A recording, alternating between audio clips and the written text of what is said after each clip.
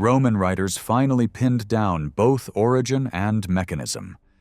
Pliny the Elder called the substance succinum and glycum and explained it as congealed pine sap from islands of the Northern Ocean. He also sketched the distribution network as it stood after Germanic advances broke earlier monopolies. Germans ferried amber toward Pannonia. The Veneti took it up there and spread its fame to the Adriatic. His mileage from Carnuntum to the gathering shores points straight to the mouth of the Vistula. Tacitus, meanwhile, has the Esti searching Baltic beaches for the resin. The symmetry is striking. The Esti at the route's northern cap, the city of Este at its southern hinge. Under Rome, the standard artery ran from the Vistula up the Warta and Prosna to the Oder in Silesia, then over the Morava into the Danube to Carnuntum, and finally down to Aemona and Aquileia on military roads straddling Noricum and Pannonia. The name Eridanus itself wandered. Greeks could hear a familiar Eridanos in a modest Athenian stream and project it northward.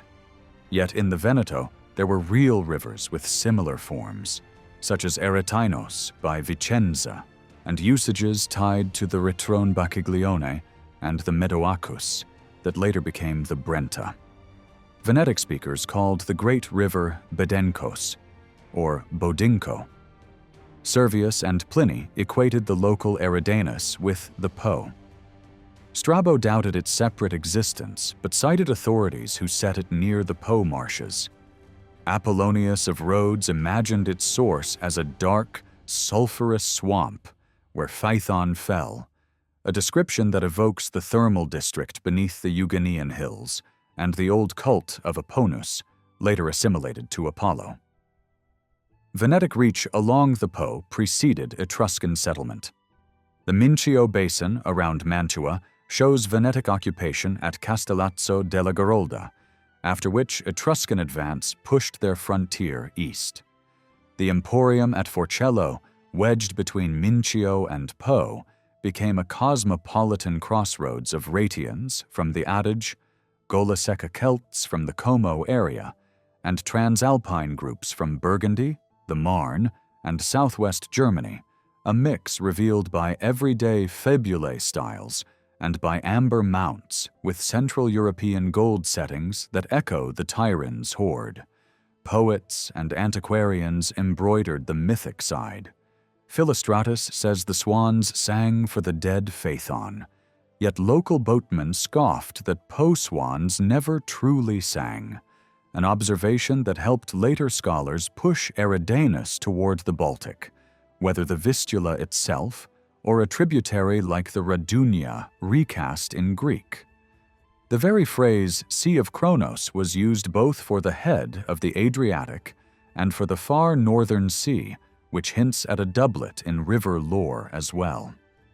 In that scheme, the southern Hyperborean horizon would be the pole sign, where resin was traded and lamented in ritual, while the northern Hyperborea would span the Vistula basin. Ancient geographers mark the same latitudes. Strabo says early authors called Hyperborean those around the Black Sea, the Danube, and the Adriatic, a trio that points to the Ineti of Paphlagonia and the Adriatic Veneti. Aeschylus and Pindar place Hyperborea near the Danube Springs and the Venetic lakes that led toward the Rhone.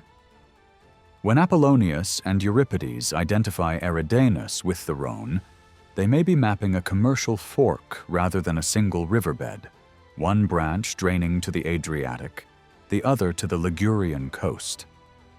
The religious current ran with the traffic. It is too simple to think the Veneti learned Apollo only from Greeks or Romans.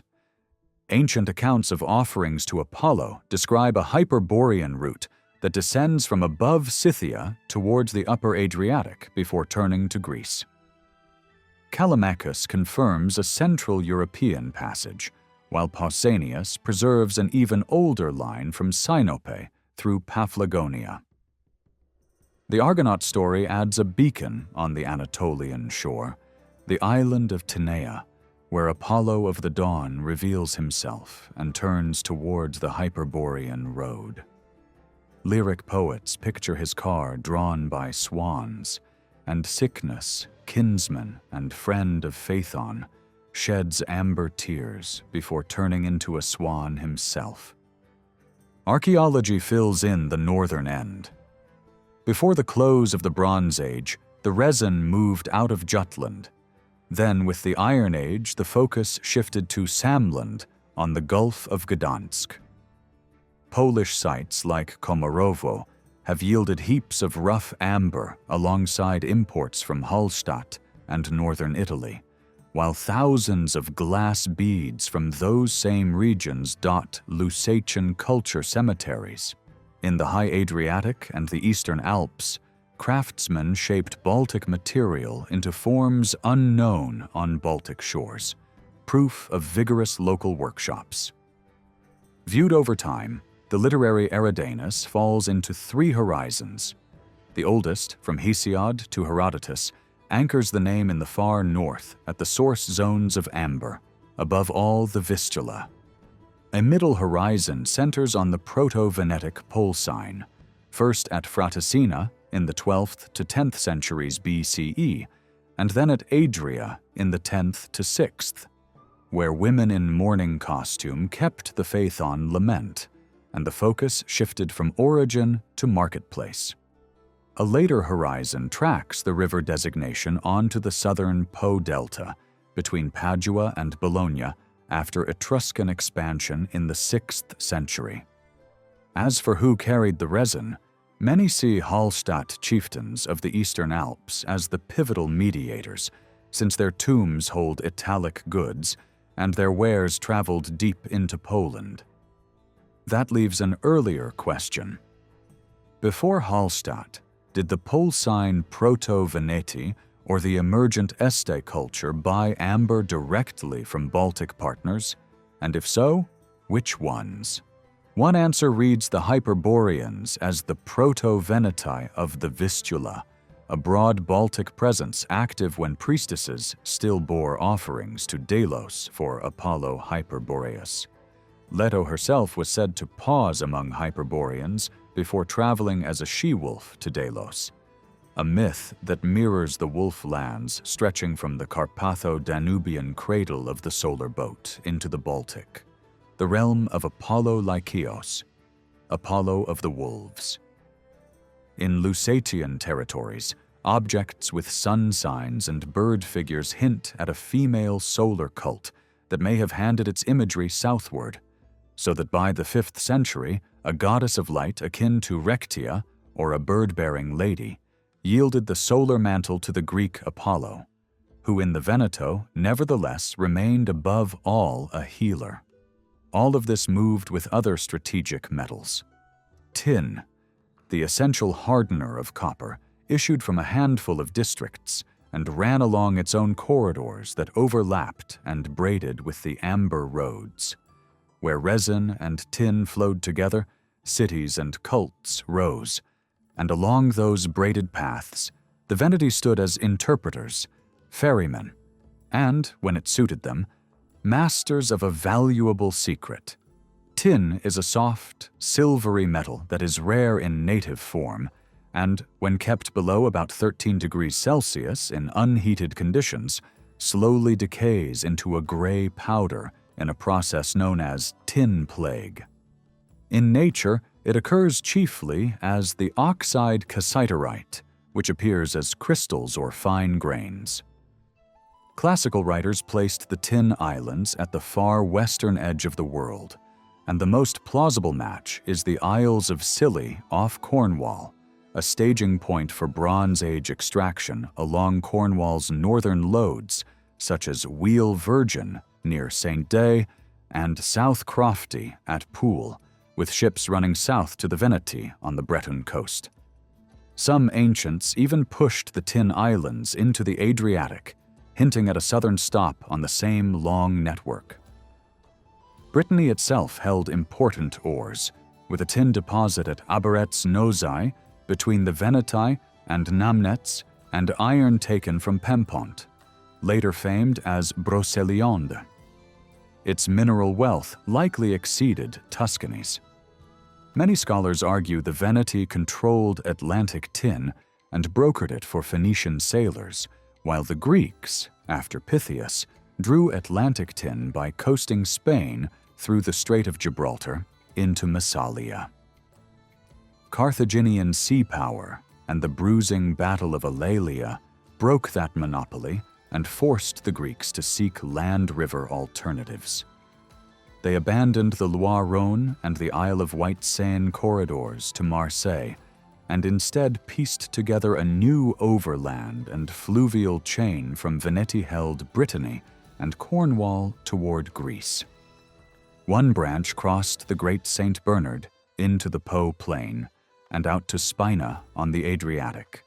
The other hugged northern Switzerland, joined the Via Claudia Augusta near the Riccia Pass, and ran down to Altinum, the doorway to Venice. Switzerland, threaded by the Rhine to the North Sea, the Rhone to the Mediterranean, the Ticino and Po to the Adriatic, and the Inn toward the Danube and Black Sea, became the pivotal link, with lakes acting as inland harbors and amphorae and fine wares arriving from the Rhône as early as the Iron Age.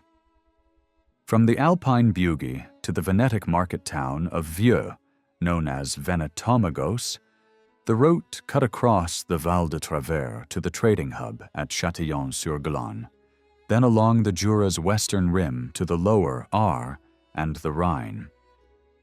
Around Lake Constance, called Lacus Venetus by Pomponius Mela and later Brigantinus by Pliny from nearby Brigantium, the tin road met the Venetic amber road that ran past Mount Venet near Fleiss and down the Adige to Este. Venetic echoes persist in place names such as Windisch and Vindonissa in Aargau, and Vent in the Ötztal, where the Iceman Ötzi was found, a reminder of these ancient corridors. Finds are telling but scarce. Late Bronze Age tin pendants at Unteruldingen by Lake Constance, wheel-shaped tin ornaments in northern Italy akin to Swiss types, rare tin pieces from the Rhine near Säckingen, and only recently a Bronze Age ingot at Surcy-Gamenceli. Charge and discharge nodes from the late 6th to early 5th centuries BCE, Vix on Mont-Lassois, Bragny-sur-Saône, Salins-les-Bains, and Châtillon-sur-Glane, held Attic imports, Phocian-style pottery, amphorae from Massalia, and large jars that resemble Este production.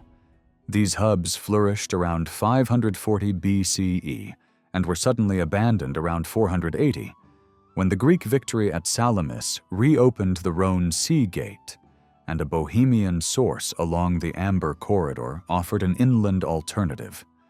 Throughout, tin routes were braided to amber routes for security and efficiency, and the oldest Baltic to Anatolia amber line, running down the Vistula and across the Kiev region to the Black Sea, plugged into Middle Eastern overland systems stretching toward Central and South Asia. Who physically moved the tin is beyond strict archaeological proof, but the pattern of riverine depots points to heavy cargo going by water, handled not by sedentary alpine tribes, but by specialist convoys, Greek, Etruscan, and Venetic. The Etruscans drew on Tuscan cassiterite, and the Romans, poor river shippers but great road builders, tended to seize mines and peoples, which is how they displaced the Veneti in Brittany and Cornwall. The Veneti are nonetheless securely attested carrying tin across the Channel, as shown by a wreck in southern England laden with their cargo. They favored Europe's great rivers as migration and trade highways, dealt in amber from Baltic headwaters down to the Adriatic, and took over tin distribution when they reached the Atlantic rim. Along the inland chain, hints such as Este-style jars at Châtillon-sur-Glane and Venetic place names like Venania near Lake Constance bolster the case for Venetic agency. While in the Alps, the Adige corridor via the Raesia and Brenner passes dominates amber spectra, and the Bernsteinstrasse into Bern ties Swiss routes to Meuse and Rhone lines.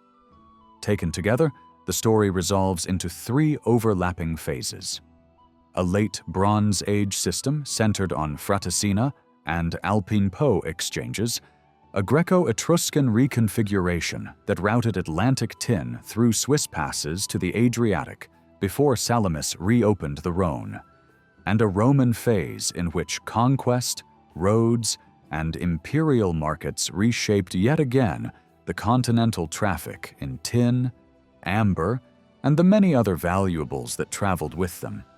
During the late Bronze Age, Fraticina in the Po Delta flourished as a hub of metal and amber trade, sourcing its tin mainly from Monte Valerio in Tuscany, the only known Italian cassiterite mine. Pick-shaped tin ingots from this region have also been discovered near Lake Constance and at the mouths of the Rhone and Po, revealing an extensive trade network.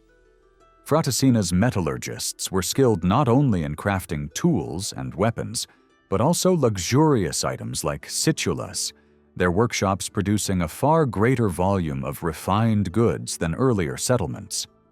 Barrel-shaped beads with spiral or eye designs, similar to those found near Freiburg and Neuchâtel, suggest that tin was exchanged for such ornaments through trade routes linking the Po and Switzerland. Burial finds from Voidens in Fribourg and artifacts from Peschiera on Lake Garda show the reach of the Urnfield culture and its wide commercial ties before the collapse of the Terra Mare civilization around 1200 BC. In the Greco-Etruscan period, a snake-shaped fibula from Châtillon-sur-Glane, typical of the Gola Secca culture of Ticino, testifies to a network connecting the Alpine and Po regions through trade in amber and metals. The Greeks, lacking both tin and sufficient copper, depended heavily on imported tin for weapons and armor, with enormous quantities used for battles such as Plataea. Their demand made tin as valuable as gold. After founding Massalia around 600 BC, the Phocian Greeks accessed Atlantic tin via the Rhone and Seine rivers to the English Channel and Cornwall. However, their defeat in the naval battle of Eulalia disrupted Western trade for decades, allowing the Etruscans to expand northward into the Po Valley. Through their contacts in Switzerland, they facilitated the development of early Celtic culture, bridging the Hallstatt and La Tène traditions. Legends of the Eletridi Islands in the Adriatic, said to bear statues of tin and bronze made by Daedalus, may reflect this new eastern route, which ran from Spina on the Adriatic through the Alps, via the Great Saint Bernard, Martigny, and Châtillon-sur-Glane, to Lake Neuchâtel and the Seine Valley. The discovery of hundreds of Greek artifacts along this path, as well as treasures in Vix and Troy, indicates the breadth of these exchanges, though the Greeks likely relied on intermediaries such as the Veneti and Etruscans. Around 480 BC, after Salamis reopened the Rhone route, inland trade hubs like Châtillon-sur-Glane declined, followed soon after by the fall of Spina amid Roman expansion. In the Roman era, the Veneti of Armorica maintained control of tin, copper, gold, and lead commerce from Britain through Brittany to Italy, trading also in amber, leather, slaves, and fine salted foods prized in Rome. River routes along the Loire, Allier, and Saône linked their Atlantic ports to central Gaul and the Rhone Valley, where Venetic merchants held authority over navigation. Archaeological finds at Châtillon-sur-Glane, including Attic ceramics, amphorae, and jars resembling those from Este, show how Venetic trade reached deep into Switzerland. Some Veneti likely came from Brittany, others from the Adriatic, meeting along the tin corridor that stretched from Greece to the Atlantic. Ancient writers such as Strabo later recognized these widespread communities as branches of a single people, identifying their presence from Bavaria to Brittany and suggesting that the famed seafarers who once defied Caesar shared their origins with the early settlers of the Adriatic coast. Archaeological sites have always drawn travelers from around the world, and the ancient trade routes that once linked civilizations continue to fascinate modern explorers. Just as tourists follow the Silk Road today, history enthusiasts can trace the forgotten tin route, which once connected Cornwall to Switzerland and southern France, linking the Veneti of Brittany with their Adriatic kin and extending as far as Greece. Since Europe had only a few sources of tin, this rare and valuable metal became a crucial commodity in ancient trade. Modern travelers can still retrace much of the Swiss section of the route in about 10 days, ideally between June and September to avoid unfavorable weather. To make the journey affordable, visitors can stay in small guest houses and buy supplies locally, discovering history through both landscape and culture. The southern path of the tin route closely followed the ancient Roman road known as the Via Claudia Augusta, built under Emperor Claudius to link Altinum near Venice with Augsburg in Bavaria. This road passed through towns such as Oderzo, Feltre, and Trento before crossing the Alps via the Resia Pass and Mount Venet, where it divided, one branch heading north toward Augsburg, the other west toward the tin trade corridor. In Roman times, the entire journey from the Venetian plains to Lake Constance took several weeks on foot. Today, travelers can follow it by car, passing Merano and Flies, where a small museum preserves Venetic artifacts found near Mount Venet. From there, the route continues toward Brigantium, now Bregenz, on the shores of Lake Constance. This ancient city, mentioned by classical writers like Strabo and Pliny, was a vital trading hub in Roman Raetia and has yielded remarkable archaeological finds, including amber jewelry and reliefs of the goddess Epona. Along the southern shore of Lake Constance, travelers can cross into Switzerland through Thurgau and St. Gallen to reach Constance and the island of Reichenau, once home to an influential Benedictine abbey famous for its illuminated manuscripts. Local tradition connects it to Venetian history through the Candiano family, who maintained close ties with the Holy Roman Emperors and are said to have brought a relic of Saint Mark to the island after the Great Fire of Venice in the 10th century. Continuing west, the journey reaches Stein am Rhein, a beautifully preserved medieval town with frescoed houses and Roman remains located near the dramatic Rhine Falls, the largest waterfalls in Europe. From Zurich, a short drive leads to the canton of Aargau and the Roman camp of Vindonissa, an important fortress that once housed the 13th Legion and stood at the crossroads of major imperial roads. Nearby rises the Habsburg Castle, ancestral seat of one of Europe's most powerful dynasties. Not far away lies Augusta Raurica, near Basel, the earliest Roman colony on the Rhine, now an open-air museum showcasing artifacts and a reconstructed villa. From here, the ancient road once continued through Solothurn, Avenches, and Yverdon-les-Bains, linking Gaul to Helvetia and beyond. Farther south, around Lake Neuchâtel, lies a concentration of Bronze Age sites where tin, amber, and other artifacts have been found. These discoveries reveal that the region was already a center of metallurgy and trade long before Roman times. The Latenium Museum in Neuchâtel houses thousands of items from the nearby Latène site, which gave its name to the Iron Age Celtic culture that flourished under Greek and Etruscan influence.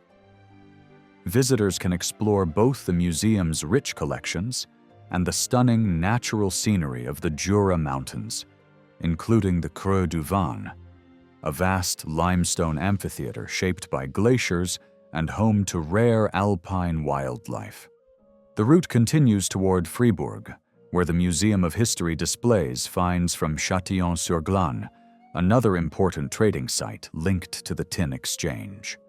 Travelers can then pass through Bern and on to Sursee, Hitzkirch, and Zug, where traces of ancient settlements have been uncovered.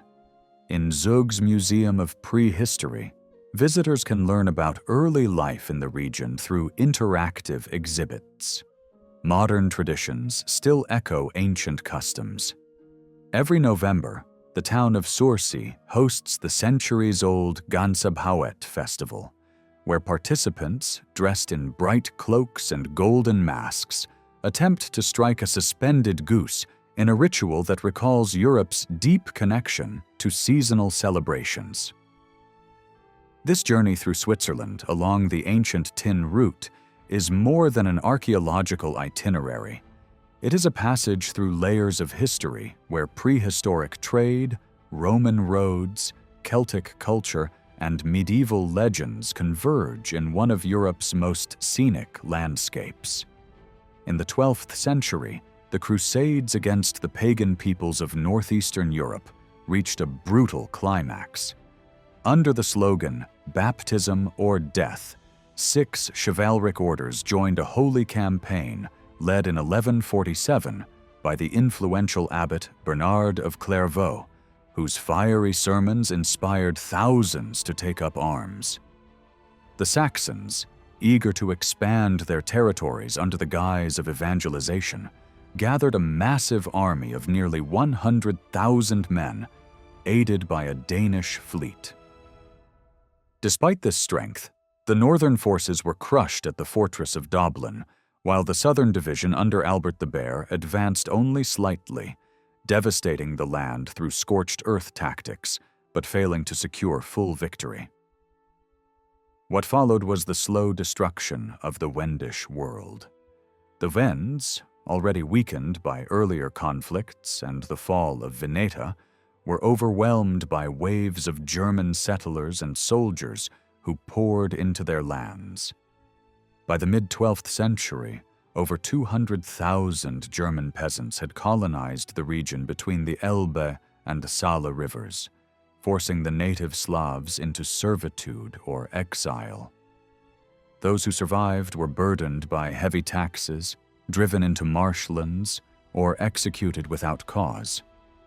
Many were even conscripted into the invading armies and made to fight against their own kin. The systematic killing and displacement of the Wends amounted to a forgotten genocide, an annihilation erased from collective memory.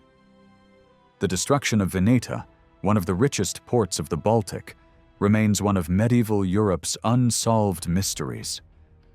There are no surviving contemporary records of its fall, but the Saxon chronicler Helmold of Bosau, who wrote his Chronica Slavorum between 1167 and 1169-1171, offers the closest account.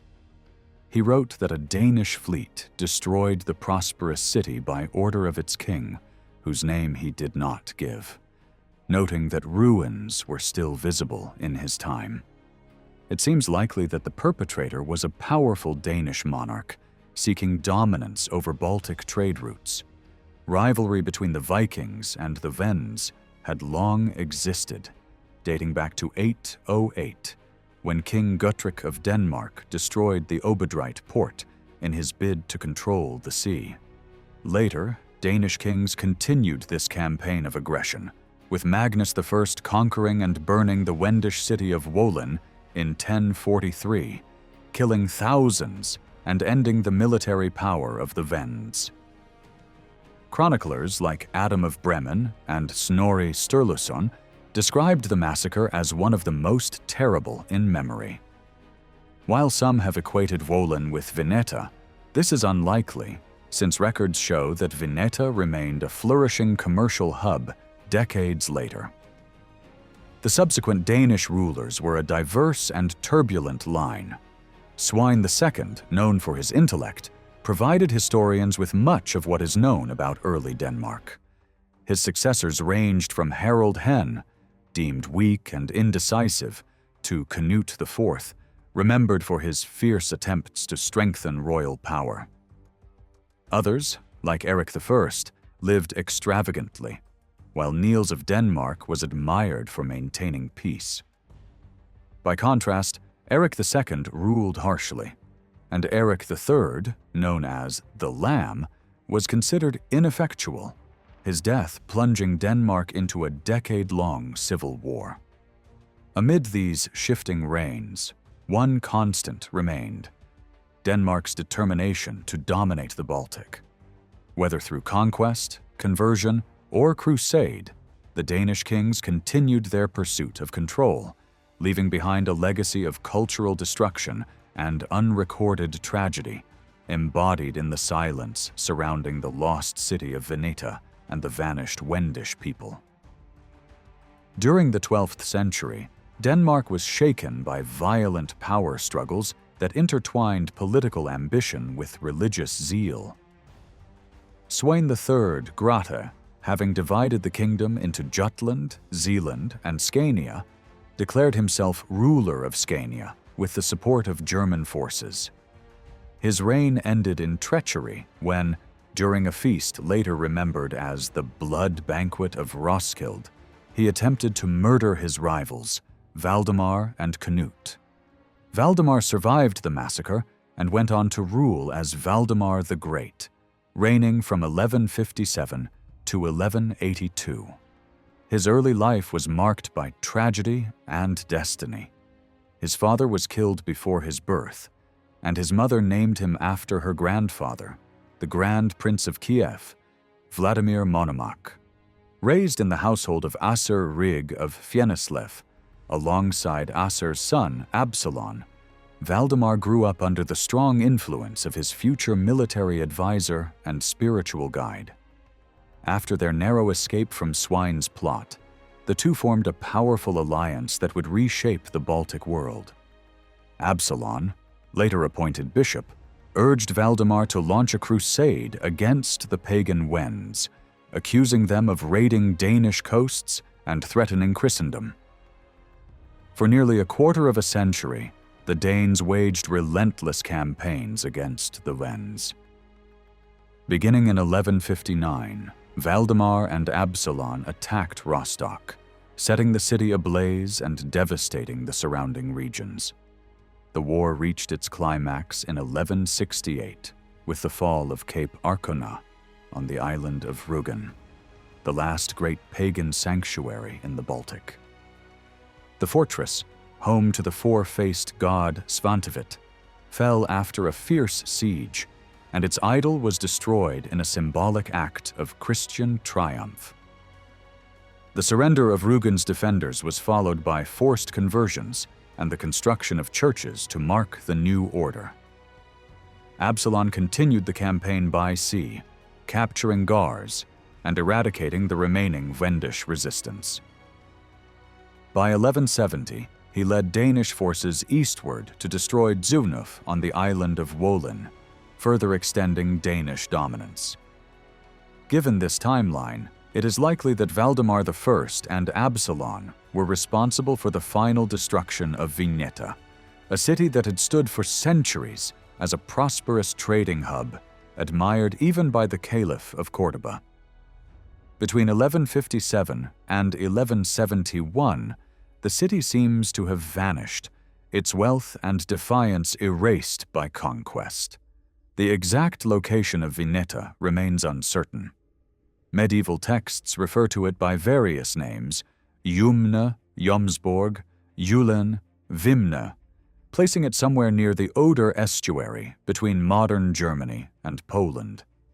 Scholars have long debated its position, proposing sites such as Koserow, Ruden, Wollin, Barth, and Damerow.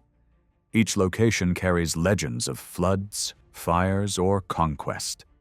Excavations on the island of Wollin reveal evidence of a thriving urban center between the 10th and 12th centuries, supporting the theory that Veneta and Wollin were the same. Yet others, like the German archaeologist Klaus Goldmann, placed the lost city further west, in the region of Barth, arguing that shifting river channels of the Oder Delta may have buried it over time. Whether through natural disasters, war, or deliberate destruction, Veneta's disappearance seems to have been gradual but final. Its wealth, derived from trade in amber and other precious goods, likely drew the attention of crusaders and looters, eager for both riches and divine justification. The legend that followed transformed its downfall into a moral tale. A proud, wealthy city punished for its sins and refusal to embrace Christianity, echoing the biblical flood that wiped away human corruption. Yet behind the legend lies a darker truth. The systematic persecution and extermination of the Wends suggest that Veneta's destruction was part of a wider campaign of conquest and religious cleansing. The city was probably razed by Danish forces during the Crusades led by Valdemar and Absalon, its inhabitants killed or enslaved, and its ruins buried by time and shifting waters. Later chroniclers, perhaps uncomfortable with the brutality of Christian crusaders, may have erased all mention of these events.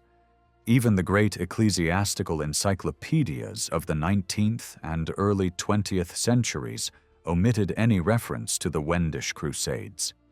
Still, traces of the story endure in the writings of Helmuld of Bossau, who described both the pagan gods of the Slavs and the moral hypocrisy of their conquerors. Reflecting on the destruction wrought by those who claimed to bring salvation, Helmuld asked bitterly, "Is not the land we are devastating our own land? Are not the people we are killing our own people?" His words remain one of the few surviving testaments to the silenced memory of Veneta, the fabled Atlantis of the North, and the civilization that vanished with it. In the early 13th century, the chronicler Henricus de Lettis described a small and impoverished tribe called the Vendi, who had once lived along the river Venta in Courland before being driven out by the fierce Curonians. Forced from their homeland, many were killed, while the survivors sought refuge in Livonia, where they settled near Mons Antiqua, the hill later known as Sisis in modern Latvia. There they built a new home around what became the medieval fortress of Sisis Castle, situated in the Vidzeme uplands. The Vendi's displacement tells a story of a once prosperous seafaring people who had likely been active traders along the Baltic coast, but were weakened over time by the pirate raids and territorial wars that ravaged northern Europe during the 11th century. Historians have long debated the origins of the Vendi. The Polish scholar Ochmanski believed they were descended from the Vistula Veneti, an ancient trading people who once controlled the northernmost stretches of the Baltic Sea. Courland, with its river access to the sea, would have been a natural outpost for such merchants. Yet archaeological findings provide an unclear picture. Similar artifacts discovered across the region, multi-faced idols reminiscent of the Slavic deity Triglav, for example, have been unearthed both in Riga and in the Polish region of Wollin, suggesting a wider cultural web.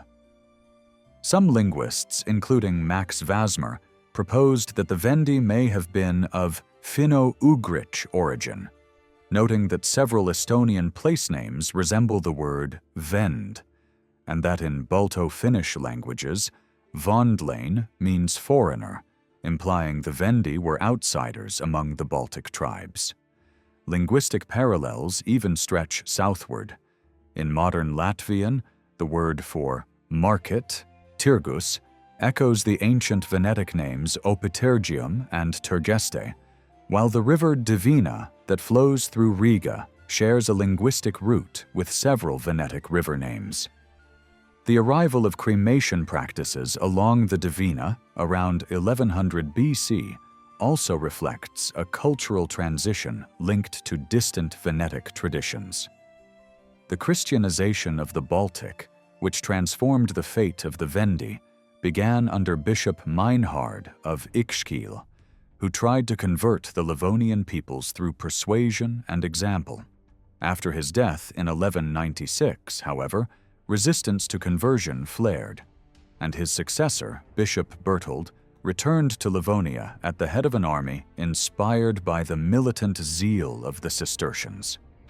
The new campaign was marked by forced baptisms, which were soon renounced once the Crusaders withdrew. The Vendi even washed away their baptisms in the Divina and expelled the priests. In 1199, Bishop Albert of Riga launched a more decisive invasion. Leading 23 ships up the Divina, he began a crusade formally sanctioned by Pope Innocent III, who equated it with the wars in the Holy Land. Though Albert initially negotiated peace with the Vendi, he soon betrayed it by arresting their elders and taking their sons hostage. To secure his rule, Albert founded a permanent military order known as the Livonian Brothers of the Sword, whose knights wore white mantles marked by a red sword beneath a cross. Bound by vows of obedience, poverty, and chastity, these warrior monks established a network of castles across Livonia and Courland, transforming them into the first lands governed by a chivalric order in medieval Europe. Their stronghold stood at Wenden Castle, the former Vendi settlement, where Albert's forces and the newly converted Vendi held out against Estonian and Russian assaults. From this fortress, the Vendi joined the Crusaders in further campaigns against their pagan neighbors, sealing their transformation from an independent trading people into instruments of the Christian military orders. Although their distinct identity faded under German domination, their legacy endured in symbolism.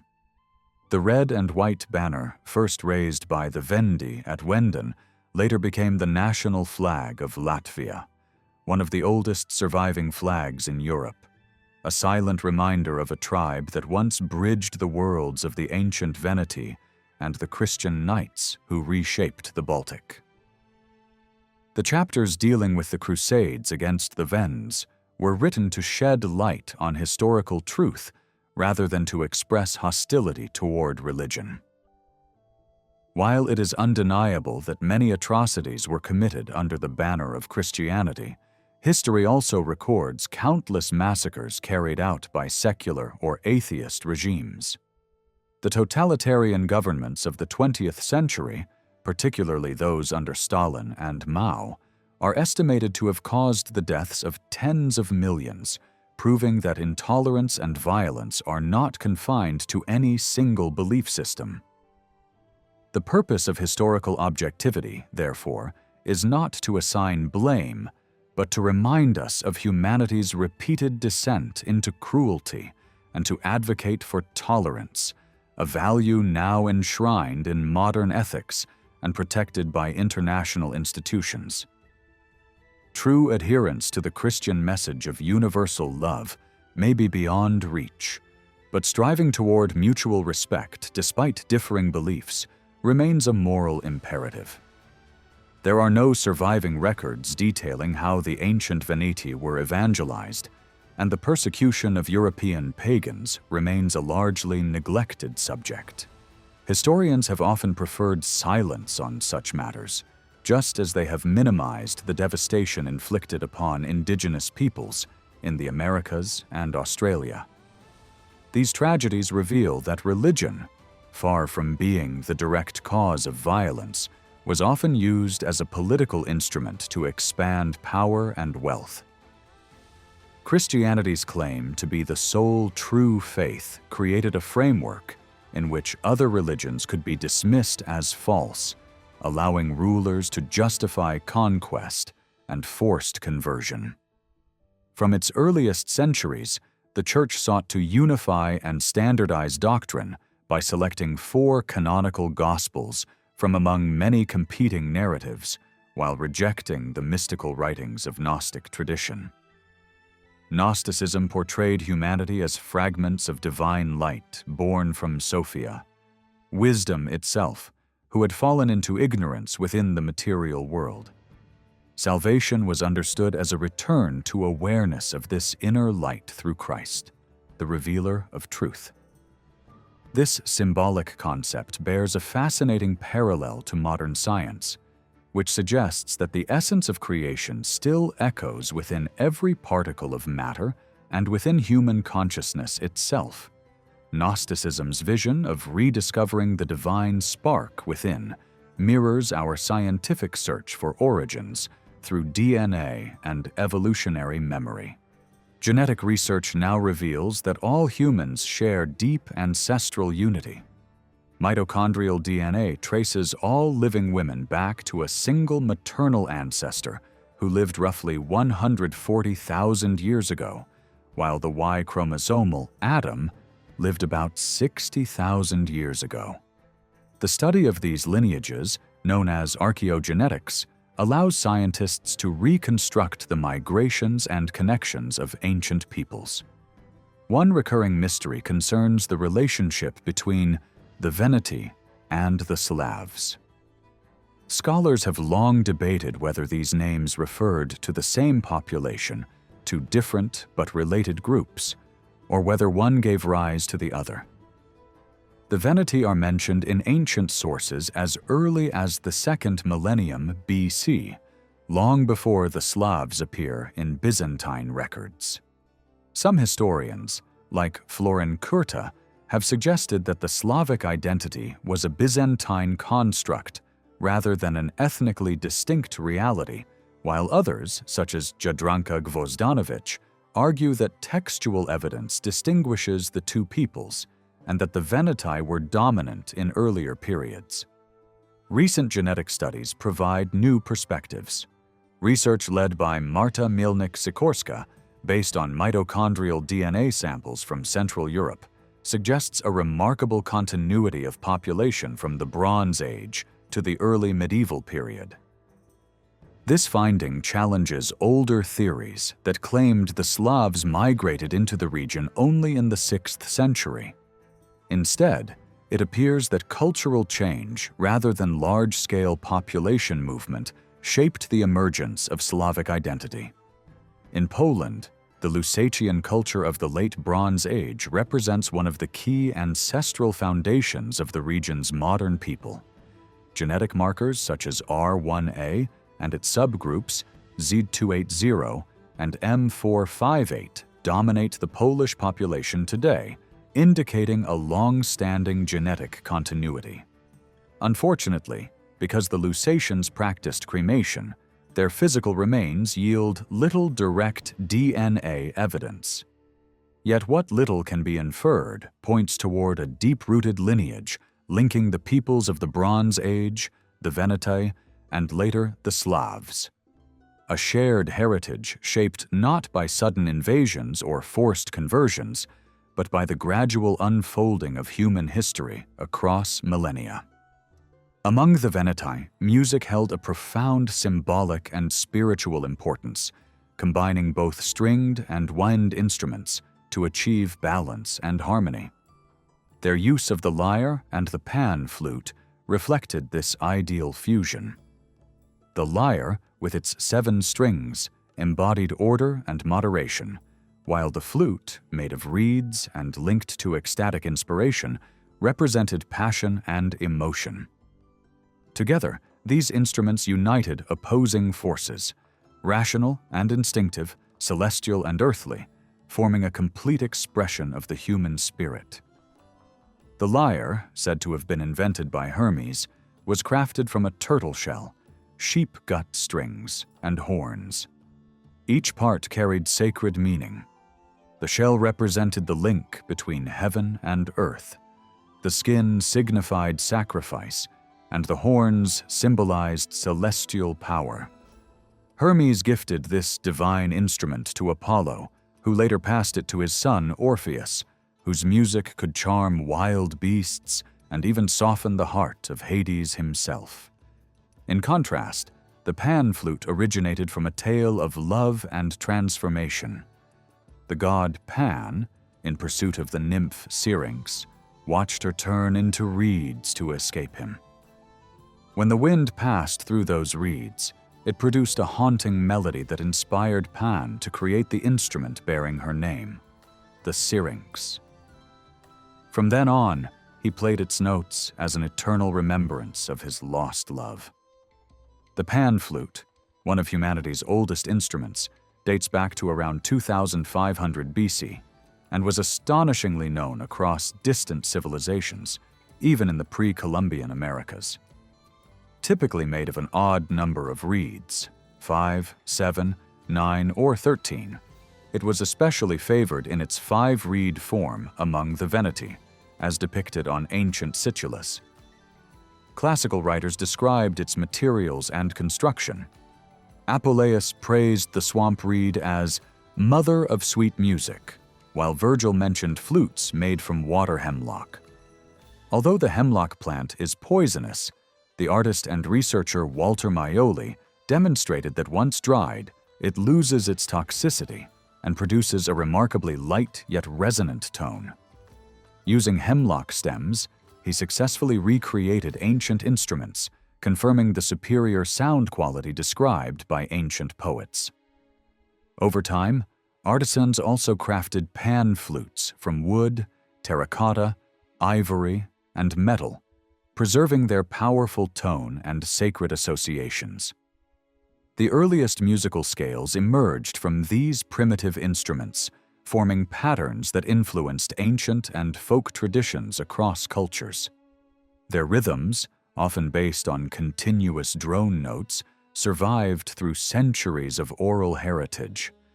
Even today, in the region of Bergamo in northern Italy, musicians still play traditional pan flutes with the distinctive pointed sound technique, using a quick burst of the tongue to produce bright, piercing notes, a direct echo of ancient Venetic musical style. In art and mythology, the pairing of the lyre and pan flute persisted as a recurring symbol of dual harmony. In Etruscan Venetic culture, depictions such as the Certosa situla show these instruments together, the lyre sometimes replaced by a kythara, a wooden variant associated with Apollo. The same combination appears in Roman frescoes from Pompeii, especially in Dionysian rituals, like those in the Villa of the Mysteries. Modern reconstructions by ensembles such as Synolia have revived these ancient sounds, revealing how specific musical frequencies were believed to evoke emotional or even physical transformations, a form of enchantment that bridged music, spirituality, and nature. Ancient sources recount how the Etruscans even used music to lure and capture wild animals, demonstrating their belief in its magical force. Apollo, the god of light and harmony, was inseparable from his cithara, while his companions, the Muses, embodied the art of song. Through his instrument, Apollo expressed the cosmic order, the music of the 7 planets, showing that for the ancients, melody reflected the very structure of the universe. Yet myth also tells of conflict between the flute and the lyre. When Pan dared to challenge Apollo in a contest of skill, the ignorant King Midas judged in favor of Pan. Offended, Apollo transformed the king's ears into those of a donkey. Ashamed, Midas hid them beneath a hat, but his secret was discovered by his barber, who, unable to bear the burden, whispered it into the ground. From that spot, reeds grew, and when the wind blew through them, they whispered to the world the barber's confession, "King Midas has donkey ears." Thus, music itself became the eternal voice of truth, a reminder that even when silence is imposed, nature and sound will reveal what humans attempt to conceal. In the Friulian language of northeastern Italy, the rainbow is called Arc di San Marc, meaning St. Mark's Arch, a sacred bridge believed to connect distant points of the horizon. According to local tradition, the Apostle St. Mark journeyed from Alexandria in Egypt to Aquileia during his missionary travels, arriving near a forest still known as the San Marco Pinewood. On a small fossil hill within that forest stands a chapel dedicated to him, said to be the place where he composed his gospel. His symbol, the winged lion, reflects the roaring voice of John the Baptist, which opens his gospel and signifies divine strength. Although historical documentation is lacking, scholars like Federico Orso have argued that the tradition is supported by indirect evidence.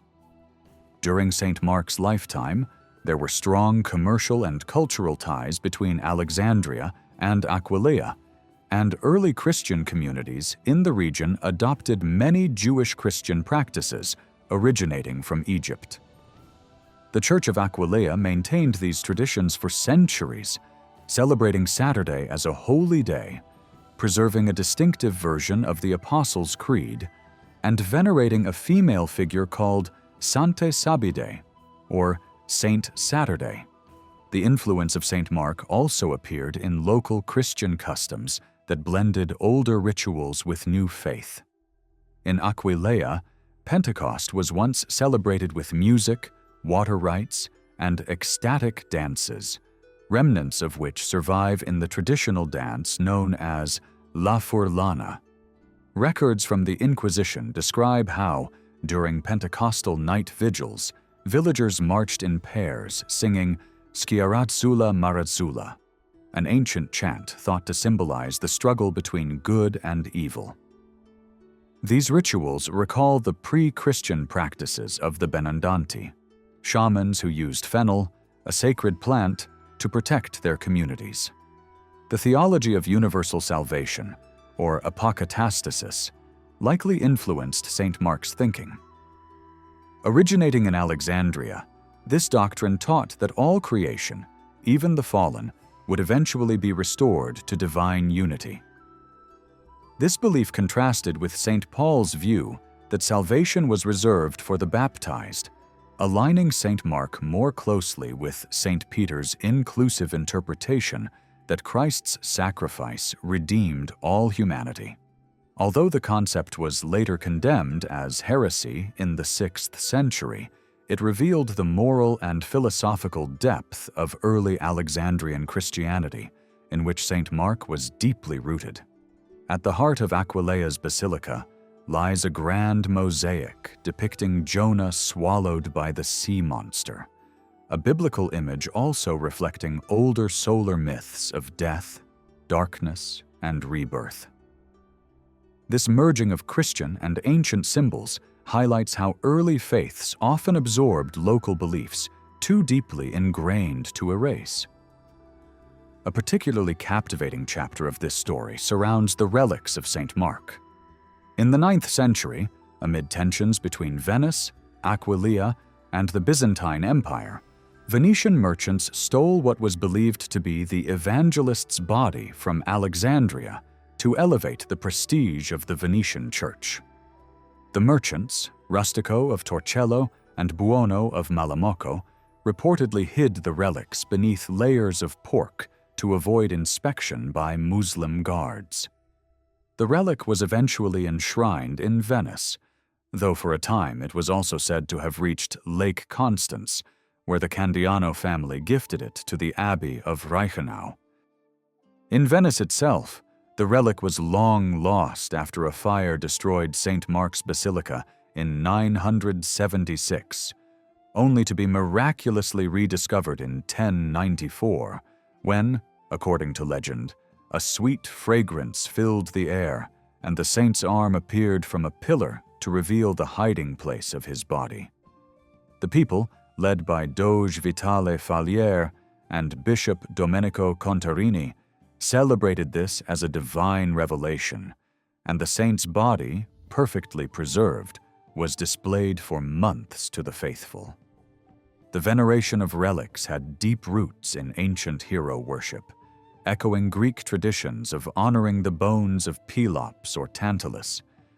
This connection has led to one of Venice's most enduring mysteries, the theory that St. Mark's remains may in fact belong to Alexander the Great. Both figures were buried in Alexandria, and both tombs vanished around the same time in late antiquity. Some scholars, such as Andrew Chugg, suggest that the body brought to Venice was actually that of the Macedonian conqueror, citing similarities in preservation and artifacts found during restorations of the basilica, including a fragment bearing the 8-pointed star of Alexander's dynasty. Modern scientific analysis offers the potential to clarify the truth. Radiocarbon dating could distinguish between remains from the 4th century BC and those from the 1st century AD, while isotope tests might reveal the individual's geographic origins. Ancient records note that Alexander suffered injuries to his leg and chest, details that could be verified through examination. For now, the mystery remains unresolved. The Vatican, however, has confirmed that one relic preserved in Venice and protected by the Reggimento Lagunari, Serenissima, belongs to a man who lived in the time of St. Mark, affirming at least part of the ancient tradition while leaving open the alluring possibility that beneath the Basilica of Venice lies not only the body of an evangelist, but perhaps the mortal remains of the world's most legendary conqueror. Eos, the saffron-robed personification of dawn, belongs to the most ancient stratum of Greek myth, named alongside the Titans in Hesiod and rising each morning from the rim of ocean. Daughter of Hyperion and Thaia, and sister to Helios and Selene, she touches the Venetic world through the tale of her son, Phaethon, whose fall with the sun chariot was placed in the Po. The winged dawn maiden traveled across Italic imaginations as Aurora to the Romans and Thesan to the Etruscans, who loved to carve her on amber in scenes of her pursuit of the youthful Cephalus. Orphic song gives another facet, calling Phaethon Protogonus, an emanation of the first Eros born from the egg of night. Across the Indo-European horizon, she is mirrored by the Vedic Ushas, beloved of poets in the Rig Veda, and invoked in lines that praise her radiant emergence. The shared root Ausos ties Ushas to Eos, to Lithuanian Osra, and to the northern spring goddess whose name survives in English Easter and in German Ostara. In this same comparative frame, Indra stands beside Apollo as a cognate figure. Greek tradition later confounded Helios with Phoebus, and then with Apollo, as Olympian religion rose under Zeus, while Vedic hymns tell how Indra frees dawn and the herds from the cavern of the demon Vela. Oxen and flocks number 50 by 7 in the herds of Helios, a cipher of the weeks of the Greek year. Hermes steals Apollo's cattle. Heracles' capture of Geryon's herd in the far west becomes a cosmogonic act of reordering time, a theme that returns in the oracle of Geryon at Abano, a Venetic seat under the name of Apollo Aponus. Vedic scholars such as Lokmanya Tilak saw in the hymns to Ushas the memory of long polar dawns, some chants designed to fill the vast interval between first light and sunrise. The older idea that the sun must cross an undersea realm explains why Indian poets set the solar passage by boat, and why Greek Helios rises not from wheels, but from a golden cup that carries him over the waters. Heracles receives this cup for his westward voyage, and the Titan Oceanus tests him with a swell, a pattern of trial that echoes Phaethon's fatal attempt to drive the chariot. Northern Europe preserves the knightly boat more explicitly. Among Latvians and Lithuanians, Saul rides a shining car by day and a golden boat by night, is bathed and sent forth anew. weakens with shortening days, and is mourned in songs of amber tears for a daughter wronged by Menulus the moon. Farther north, the sun remains a woman: Germanic Suna, Norse Sunu, Finnic Paivatar, and Akanidi, the Korean and Japanese solar queens shaped by Siberian currents, and Iranian Anahita, enthroned upon a lion. Anatolian memory tells of a lion goddess who rules all lands, and along the Ponto-Baltic axis, such solar imagery could travel to the Veneti, whose goddess Rhaetia bears the solar boat's emblem as key or bifid scepter. On a bronze disc from Montebelluna, she appears with a subdued wolf, a northern motif that meets the Eddaic vision of the sun maiden hunted by the wolf Skoll, whose bite is eclipse and whose triumph arrives at Ragnarok. Within the Uranian sphere, the Veneti also revered Saturn, the Roman face of Kronos, whose Titan kin named great rivers like Eridanus and Istros, and whose daughter Leto, and the last Titanide Hecate bridge Anatolian and Hellenic theologies. Hurrian Kumarbi stands as the crooked-minded counterpart of Kronos and bears a sickle like the lunar crescent, the same blade with which Kronos unmanned Uranos, a violence that recalls Attis and even the sundered figure of Menulus. Rhea rides lions and yokes them in the Orphic hymns, so that an archaic polarity emerges with relentless clarity.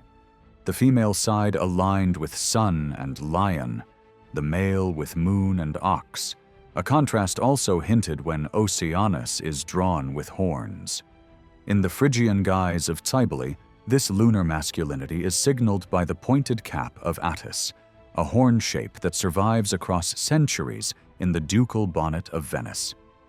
At the very root of these memories lies the outline of a Proto-Indo-European drama in which a solar maiden or lion goddess has two suitors: the moon-ox god, who will be cut down, and the heavenly twins. India names the twins the Ashvins, and sometimes gives them the sun's daughter Savitar as bride.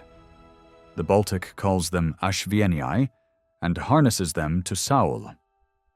Greece knows them as Castor and Pollux, the Dioscuri, whom the Veneti especially honored under names like Alci and Alcumno at Este.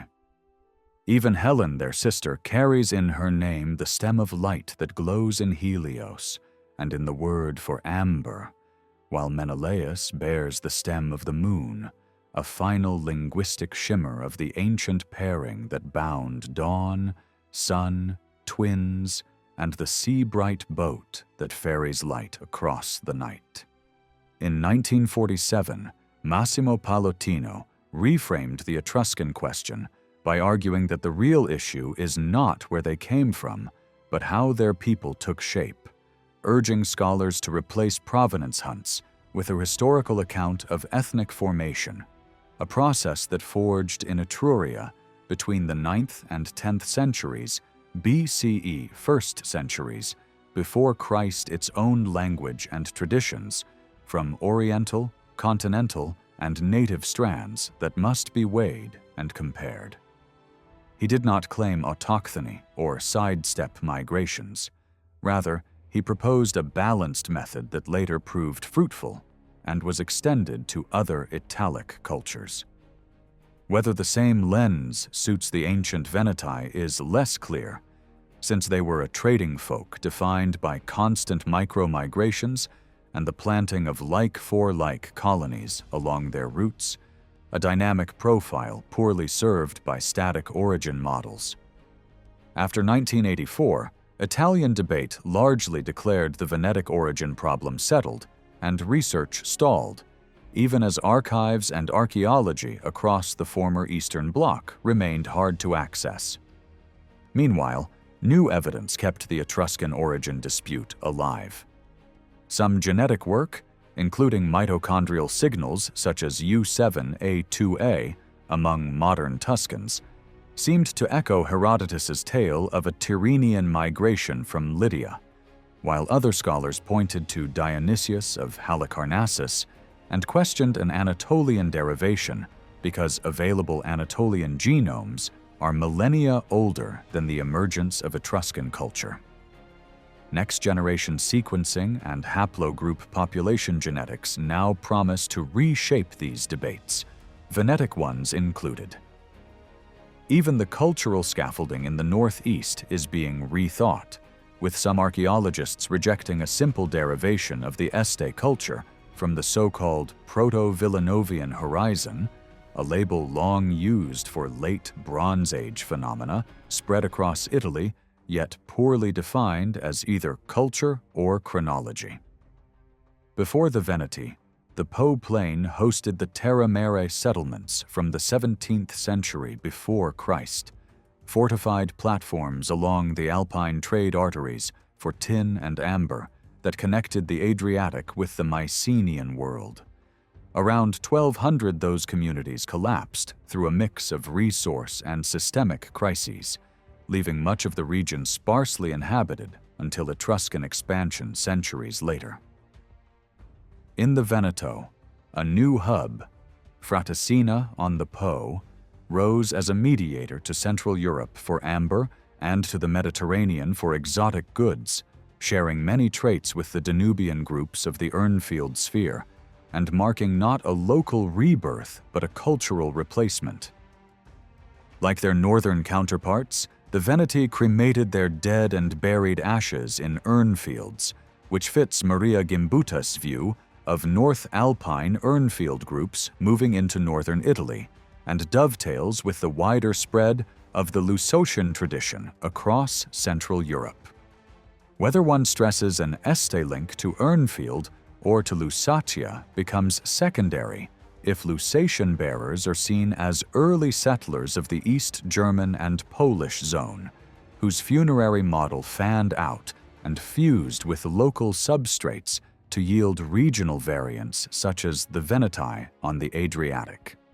Hallstatt, as mapped by Bogusław Gedyga, reaches from Silesia into the Veneto and clearly left its mark on early Venetic development, yet it postdates the birth of Este by at least a century and expresses a cultural veneer of mixed ethnicity, so it cannot resolve the question of Venetic origins.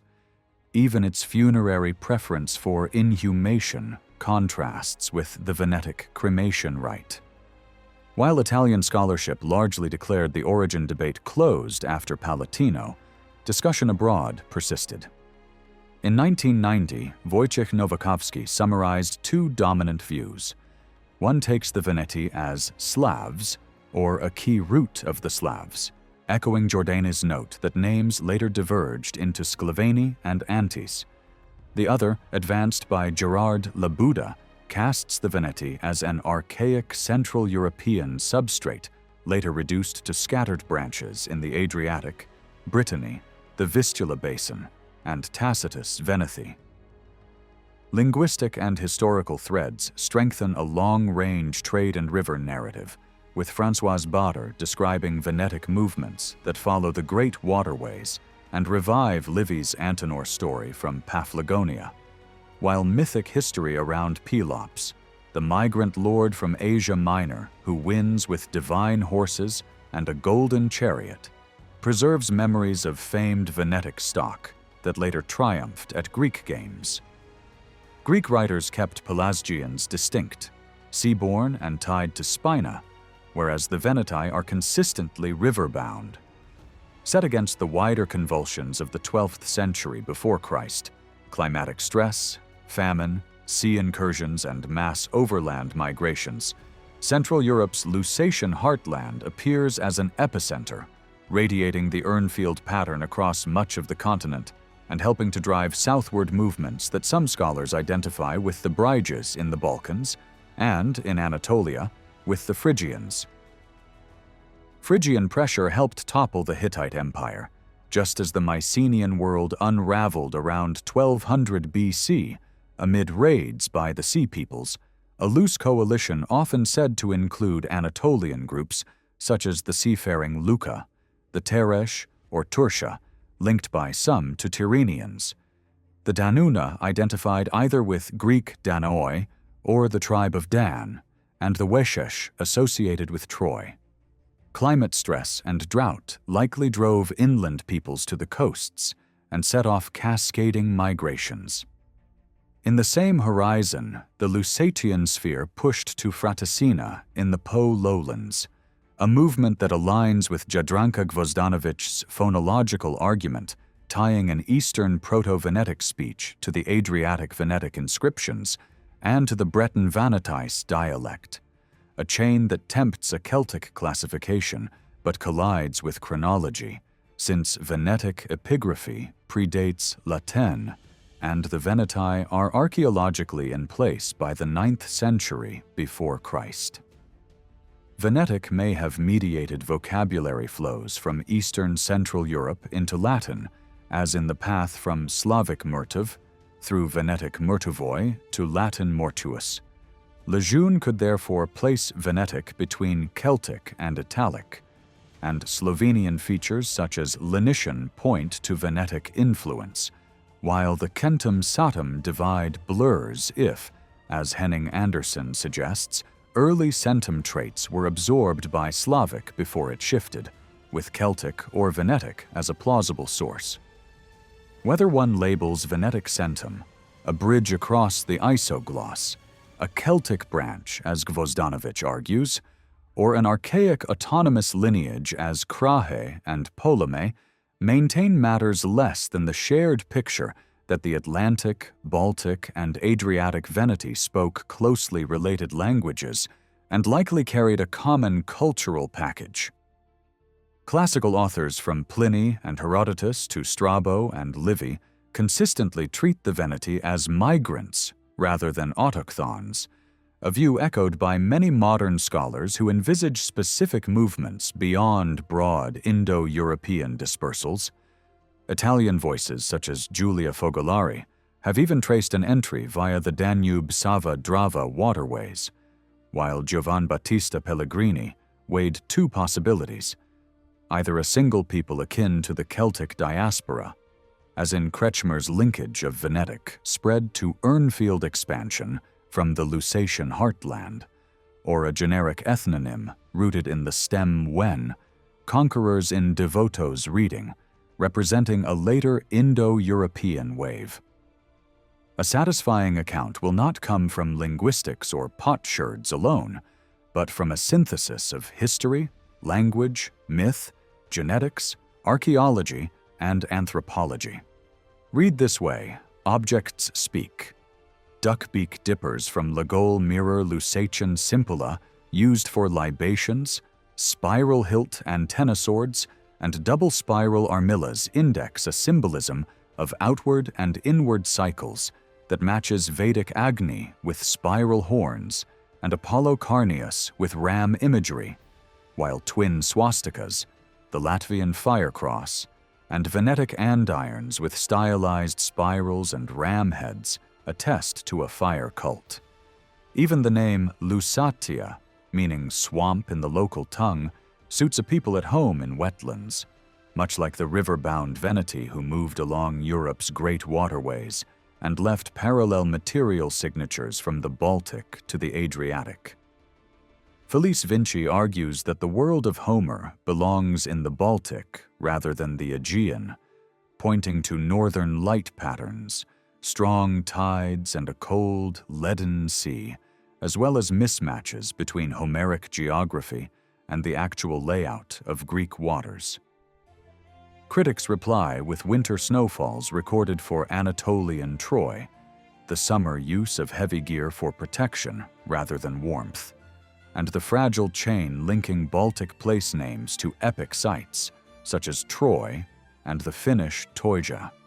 The historical Troy, known from Hittite diplomacy as Wilusa, had deep ties to the Hittites, likely supplying the famed chariot horses, and names in their records sit close to Homeric figures, while the destruction of Troy 7a around 1180 BCE shows fire, bodies left unburied, and heaps of sling and catapult stones, with 7b slipping quickly afterward.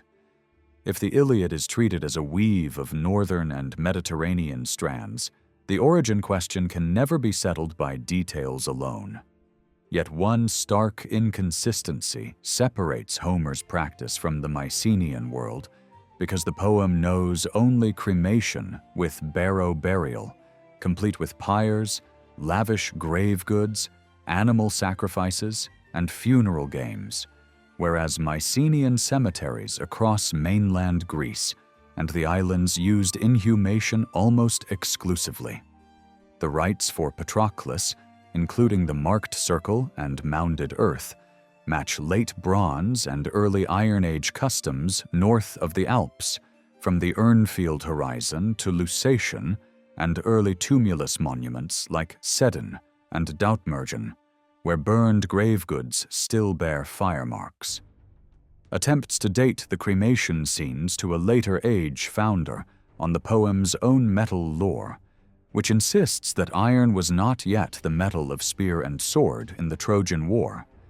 In short, the Iliad's funerary code aligns with northern barrow cremation, not with Mycenaean burial.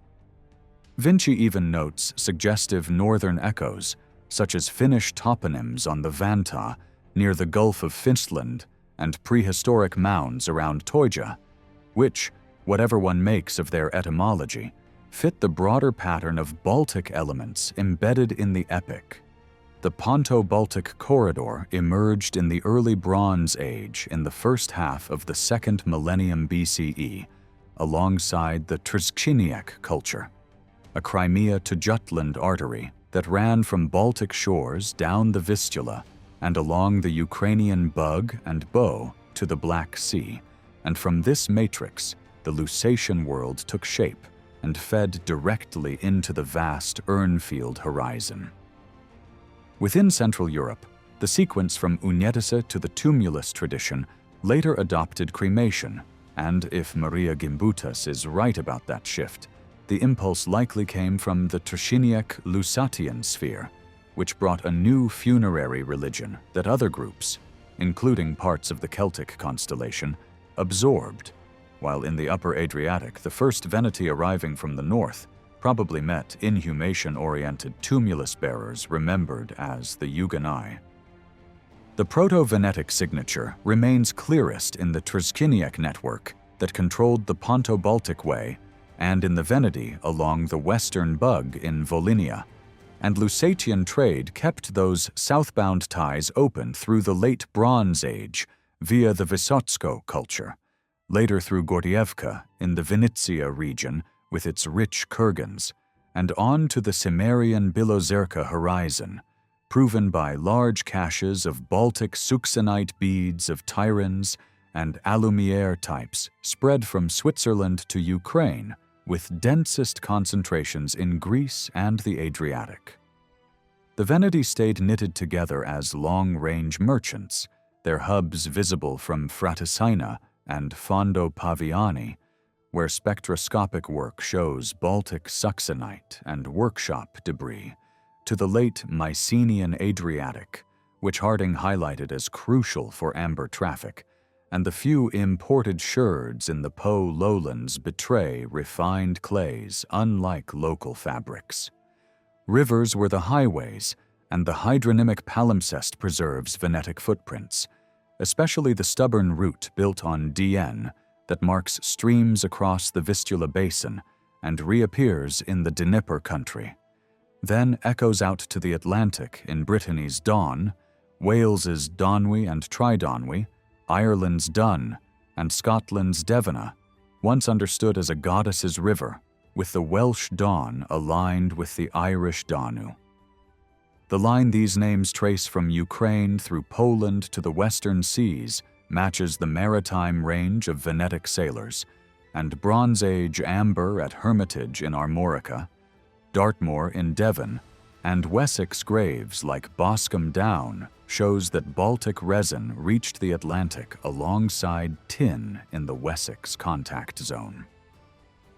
Anatolia formed another great crossroads tied into Near Eastern overland webs that pushed east to Asia and India, and even humble commodities like bone moved northward from the Black Sea into Central Europe, a trade faintly mirrored in the Pelops tale that crowns him king among Veneti in Anatolia. From the Pala lands of northern Anatolia, where the Palaic Indo-European language survived in cuneiform until the 13th century BCE, before Casca incursions, one can plausibly imagine a northbound route that later converged with Baltic circuits, and modern scholars have noted links from Palaic to Kermanshki or Zaza spoken in Dersim, a region scarred by 20th century repression. Against the older view that cast Anatolia as non-Indo-European, the linguistic base there was Indo-European, which dovetails with Colin Renfrew's model of an early, largely peaceful spread of Indo-European with farming out of Asia Minor, and with Luca Cavalli Sforza's synthesis that sees Indo-Europeans as a fusion of local European groups and Neolithic migrants from Anatolia moving through southern Russia. Taken together, these lines of evidence situate the Veneti as the Lusatian-leaning branch of a broad Urnfield world, who clung most firmly to that heritage while running the long waterborne chains that stitched the Baltic, the Black Sea, the Adriatic, and the Atlantic into a single trading system. Tiziana d'Aquila's comparative reading of ritual objects and Caucasian folklore points to a sustained Georgian cult of a sun goddess from the 3rd millennium to the 6th century BCE, a setting that frames Svaneti in northwest Georgia, high valleys below peaks such as Ushba, long associated with the Prometheus legend, as a conservatory of very old beliefs. The Svan people, likely the Sani noted by Strabo in Colchis, appear largely continuous in place, yet show toponymic hints of 3rd millennium movements toward the northeastern Black Sea. And though not Venetic, they are anthropologically striking for memories of deities like the Lord of Wolves and the Solar Barbali, and for potential contacts with the Eneti of Paphlagonia.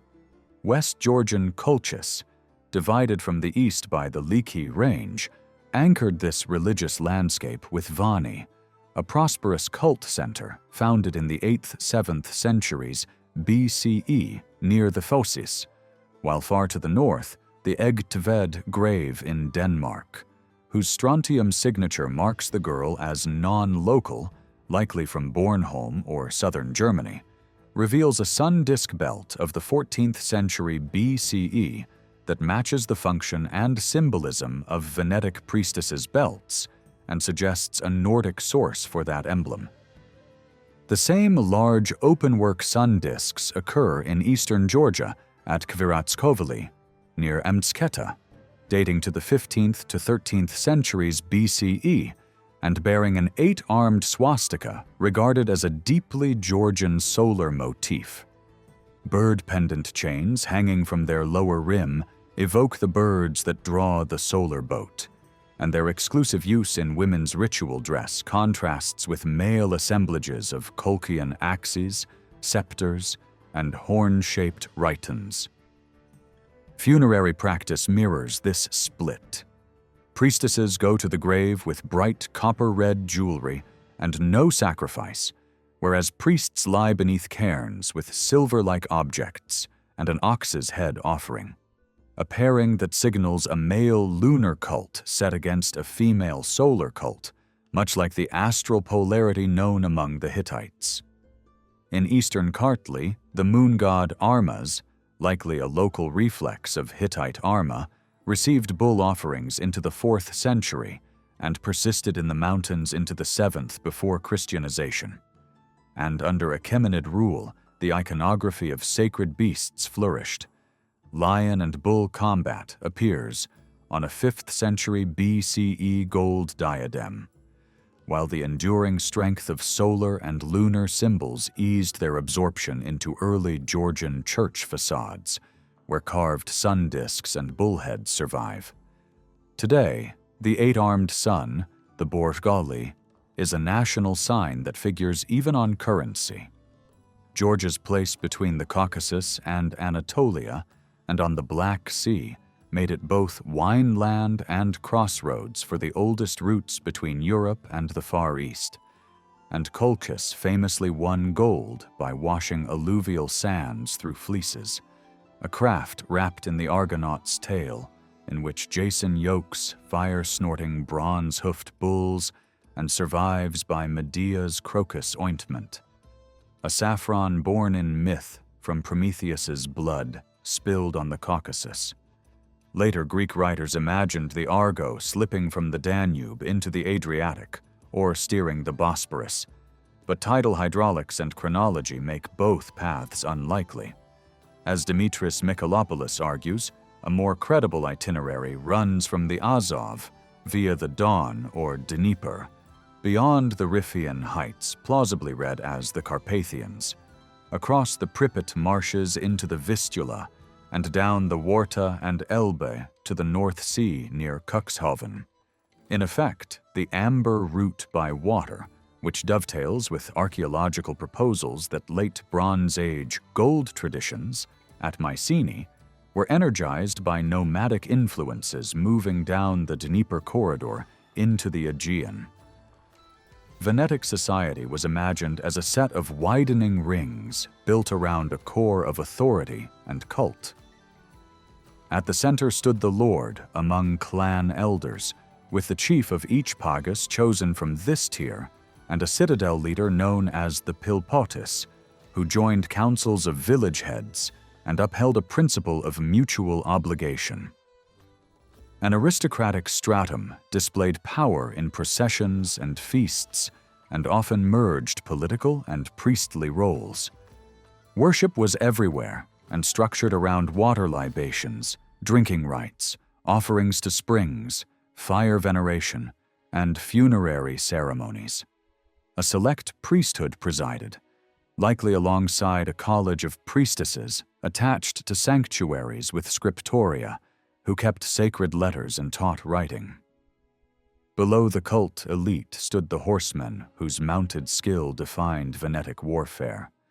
Then the long-distance merchants who secured metals and luxury goods, followed by highly regarded craft workers in ceramics and metal, and finally the fishers, farm laborers, household servants, and manual workers who sustained daily life. Community life rested on the extended household under a male head, though women held comparable dignity and public presence, leading rites around birth, marriage, and festivals, and mastering spinning, weaving, leatherwork, and the gathering of ritual flowers such as yellow ranunculus. Dress marked identity. Early women's attire, known from graves fastened with splendid bronze boat fibulae, and featured lozenge belts of northern stamp in bronze, leather, or cloth, with mid-calf boots reminiscent of Paphlagonian styles.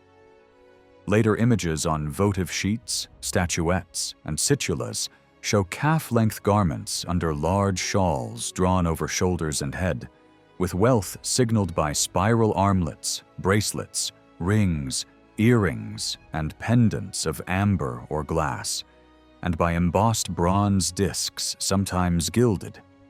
Girls wore protective amulets. Men's graves yield large pins with capped heads for heavy cloaks, serpentine buckles in bronze or iron, and substantial armlets, while later scenes show short tunics trimmed at collar and sleeves, broad belts, weighty studded mantles, wide-brimmed hats or decorated caps, and shoes with lifted toes. Arms and tactics combined elegance and effectiveness. Warriors carried paired spears so they could not be disarmed at once, the blades shaped like bay leaves in honor of Apollo. Swords followed the late Bronze Age antenna type with a double spiral pommel. Shields were round in the manner of hoplites, and helmets took conical or crested forms akin to a horse's mane.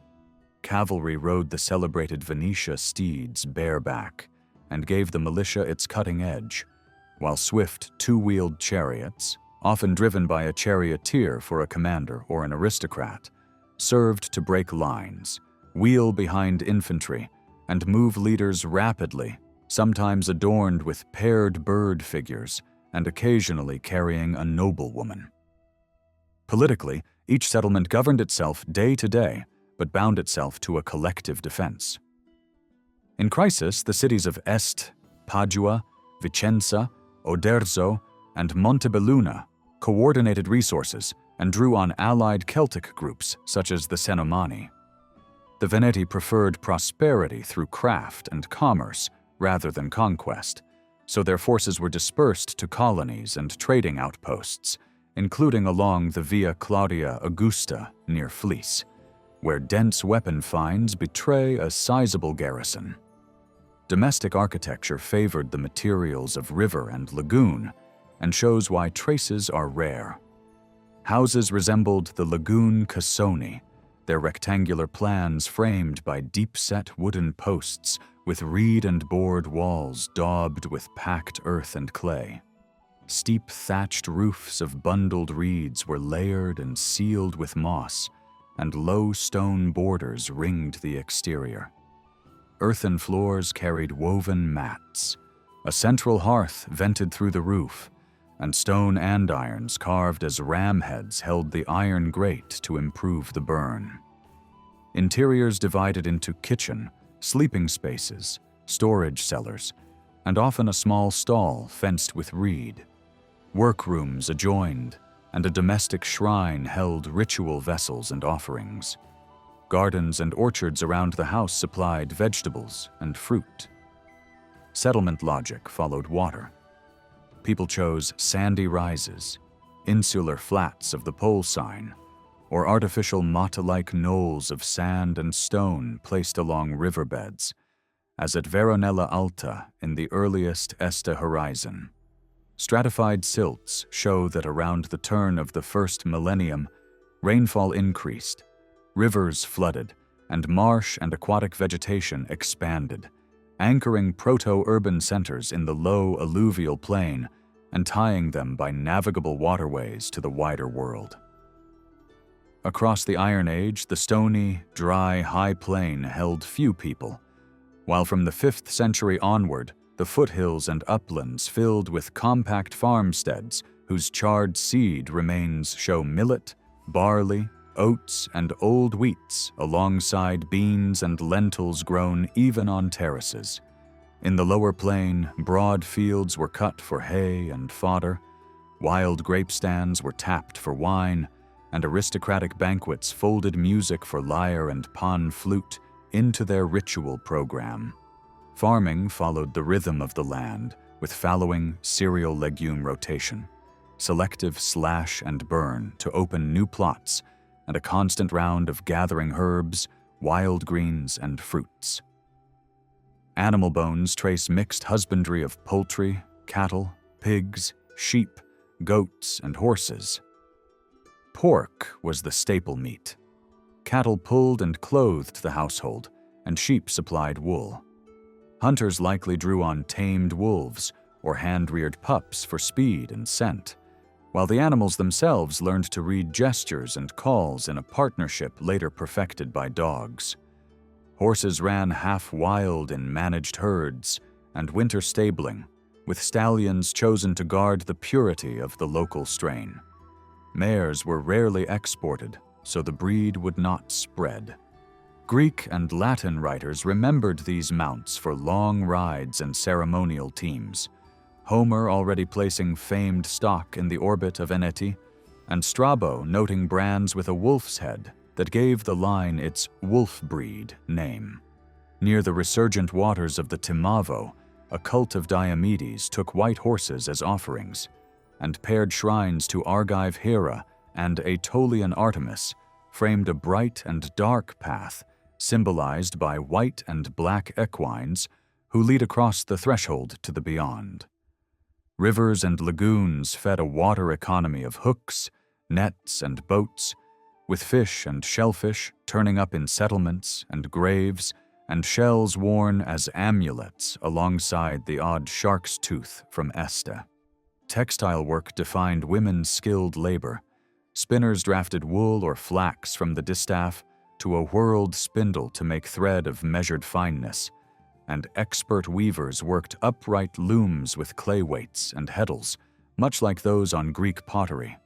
One name survives as a type of success in that world, Nurka Trostiaia of 3rd century Este, a textile entrepreneur whose grave, rich fabrics, gold and silver, amber and glass, banquet pottery from Attica and Etruria, Celtic jewelry, and a model loom recalling her workshop, speaks to the reach of her trade and to an urban taste that tightened elegant dresses with proud belts to celebrate the body.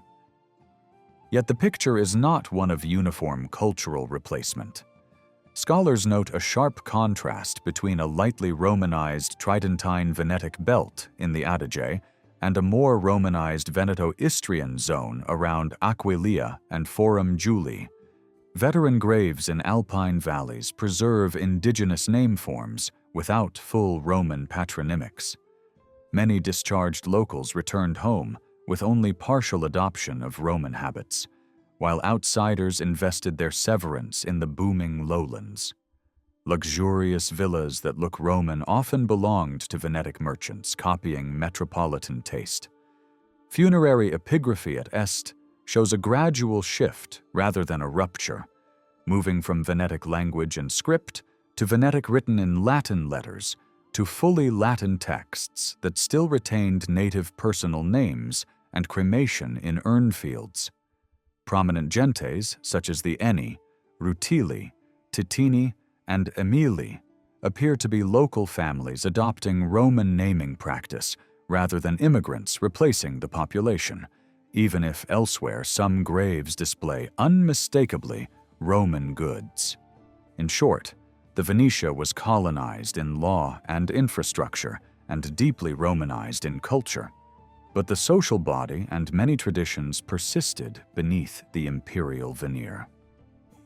One of the clearest signs that Roman influence never erased local identity is the way a polity with distinctly Venetic traits reappeared soon after, when Paolo Lucio Anafesto became Dux Veneticorum in 697, and the lagoon communities shifted from tribunes to a duchy with its first seat at Heracliana in the lower Piave. That lagoon world had deep roots. In the late Roman chaos, inland peoples moved on to the marsh islands that once formed a continuous belt from the Po to the Isonzo, and the archaeology of the Aquileia lowland shows dense Bronze Age settlement aligned on springs and waterways long before formal Venetic ethnonyms, with ceramics reflecting karst Castiglieri, Veneto-Paduan, and Middle Danube Urnfield styles. Aquileia was wrecked by Attila in 452. Then environmental shocks altered the hydrology, and the site was largely abandoned. Only centuries later did a reduced community rebuild its church and sketch the first constitutions of the Patriarchate. Any fair account of Venetic ethnogenesis must reckon not only with Rome, but also with Northborn Goths and Lombards, Frankish power, Byzantine administration, Celtic pressure on the borders, and the cross-cutting force of Christianization, which, unlike earlier Roman tolerance, drove an aggressive purge of old cults and likely destroyed much indigenous writing out of fear that even unreadable texts preserved pagan lore. In broad outline, the Veneto-Istrian zone around Aquileia saw true colonization with land redistribution and new populations, while the Tridentine Veneto belt underwent a slower cultural assimilation that left long-lived habits intact. Ancient observers still recognized a distinct Venetic profile under Augustus, and later population turnover in the uplands seems to have been a staggered post-classical process. The traffic between Venetia and Rome ran both ways. Venetic society and language predate the city on the Tiber, and the paired Trojan legends that link Antenor to Padua and Aeneas to Rome mirror movements that followed the collapse of Mycenaean sea power, with archaeology placing the Este culture in the 10th century before Rome's traditional foundation. Early contacts surface in Latium among the Venetulani and in hut-urn traditions with northern ties along the lower Vistula, while linguistic comparison shows Venetic as an independent Indo-European tongue, sharing notable isoglosses with Latin and contributing to the mix that produced archaic Latin, before a later counterflow from Latin into Venetic after the mid-2nd century. On the ground, Venetic expertise shaped northern landscapes through a rigorously planned grid of roads and irrigation north of Padua, later mislabeled Roman, and Roman highways often formalized routes already laid out by local engineers. Cultural exchange continued at the highest level, from the Paduan historian Livy opening Rome's story with Venetic origins to shared symbols like the wolf shadowing Rhaetia and Rhea Silvia, reminders that beneath imperial veneers, the region's own memory and institutions endured and, in time, reasserted themselves in the lagoon state that would become Venice. Catullus, the sharp-tongued Veronese poet of the Valerii line, built his fame on the sting of feeling and the bite of satire, distilling his own divided heart into the stark admission that love and hatred can ravage a person at once, then turning that same ferocity on the politics of his day. His poems often side-eyed Caesar, not so much with programmatic opposition, as with a conservative's weary disgust at the sudden elevation of the regime's creatures, and he used Nonius and Vatinius as emblems of a city where shabby men vaulted into high office, framing their ascent as proof that a decent man might as well die rather than waste breath protesting corruption or courting poison. The bitterness deepens in his attacks on Mamurra, a contractor fattened by Caesar's campaigns, whose marble-clad mansion on the Caelian became shorthand for obscene enrichment. Catullus lashes both man and patron in a single stroke, flinging sexual slurs that Romans read as indelible stains on honor, only to later soften and accept Caesar's dinner invitation without retracting his portrait of a city debased by appetites. Britain, the far edge of the world in Roman imagination, keeps surfacing in his verse as a touchstone for the costs of conquest and the lengths power will travel to feed its favorites. The same distant island appears again when he sends Furius and Aurelius off through a catalogue of ends of the earth to carry a curt farewell to Lesbia, the beloved he renames from Sappho's isle and exposes as capricious, telling her to revel with her crowd of lovers while the flower of his love lies cut by the passing plough. Even his closing jibes, tossed at Otho's pinched head, Harius's muddy shins, Libo's airy emissions, and Cephissus's over-lacquered age, turn back toward the emperor with a last, needling promise that his blameless iambics will sting again, the final word of a poet who made private passion and public rancor rhyme. In the northeast of Italy, Caesar saw a hinge of power and returned to it often, wintering legions at Aquileia and reshaping the urban map by raising Oderzo to municipium and founding Forum Iuli at Cividale and Iulium Carnicum at Zuglio. Under Augustus, the surrounding lands were later portioned out to veterans, cementing Roman presence. The military logic predated Caesar. By the early 2nd century BCE, Rome already dominated most of northern Italy, had broken Istrian resistance in wars justified as a campaign against piracy, and, under cover of that policy, planted a great colony at Aquileia. From this base, Rome could command the head of the Adriatic, strike toward Noricum and Pannonia, and shield Alpine passes from Celtic pressure. In Caesar's day, the Tarici and Carni supplied recruits rather than threats. Yet he tightened his grip on Friuli to wedge Roman authority between Adriatic and Slovenian Veneti and to capture their trade. Aquileia seized the amber business, importing northern Saxonite, carving it and sending it back into the empire, a flow Tacitus links to the Iesti. In 58 BCE, Caesar stationed 3 legions there, advertising his ambition and using the advance of Burebista's Dacians as pretext for a planned thrust across the Carnic Alps toward the Danube. When that danger ebbed, he turned west in 56 BCE to crush the Armorican Veneti and pry the tin root from their hands.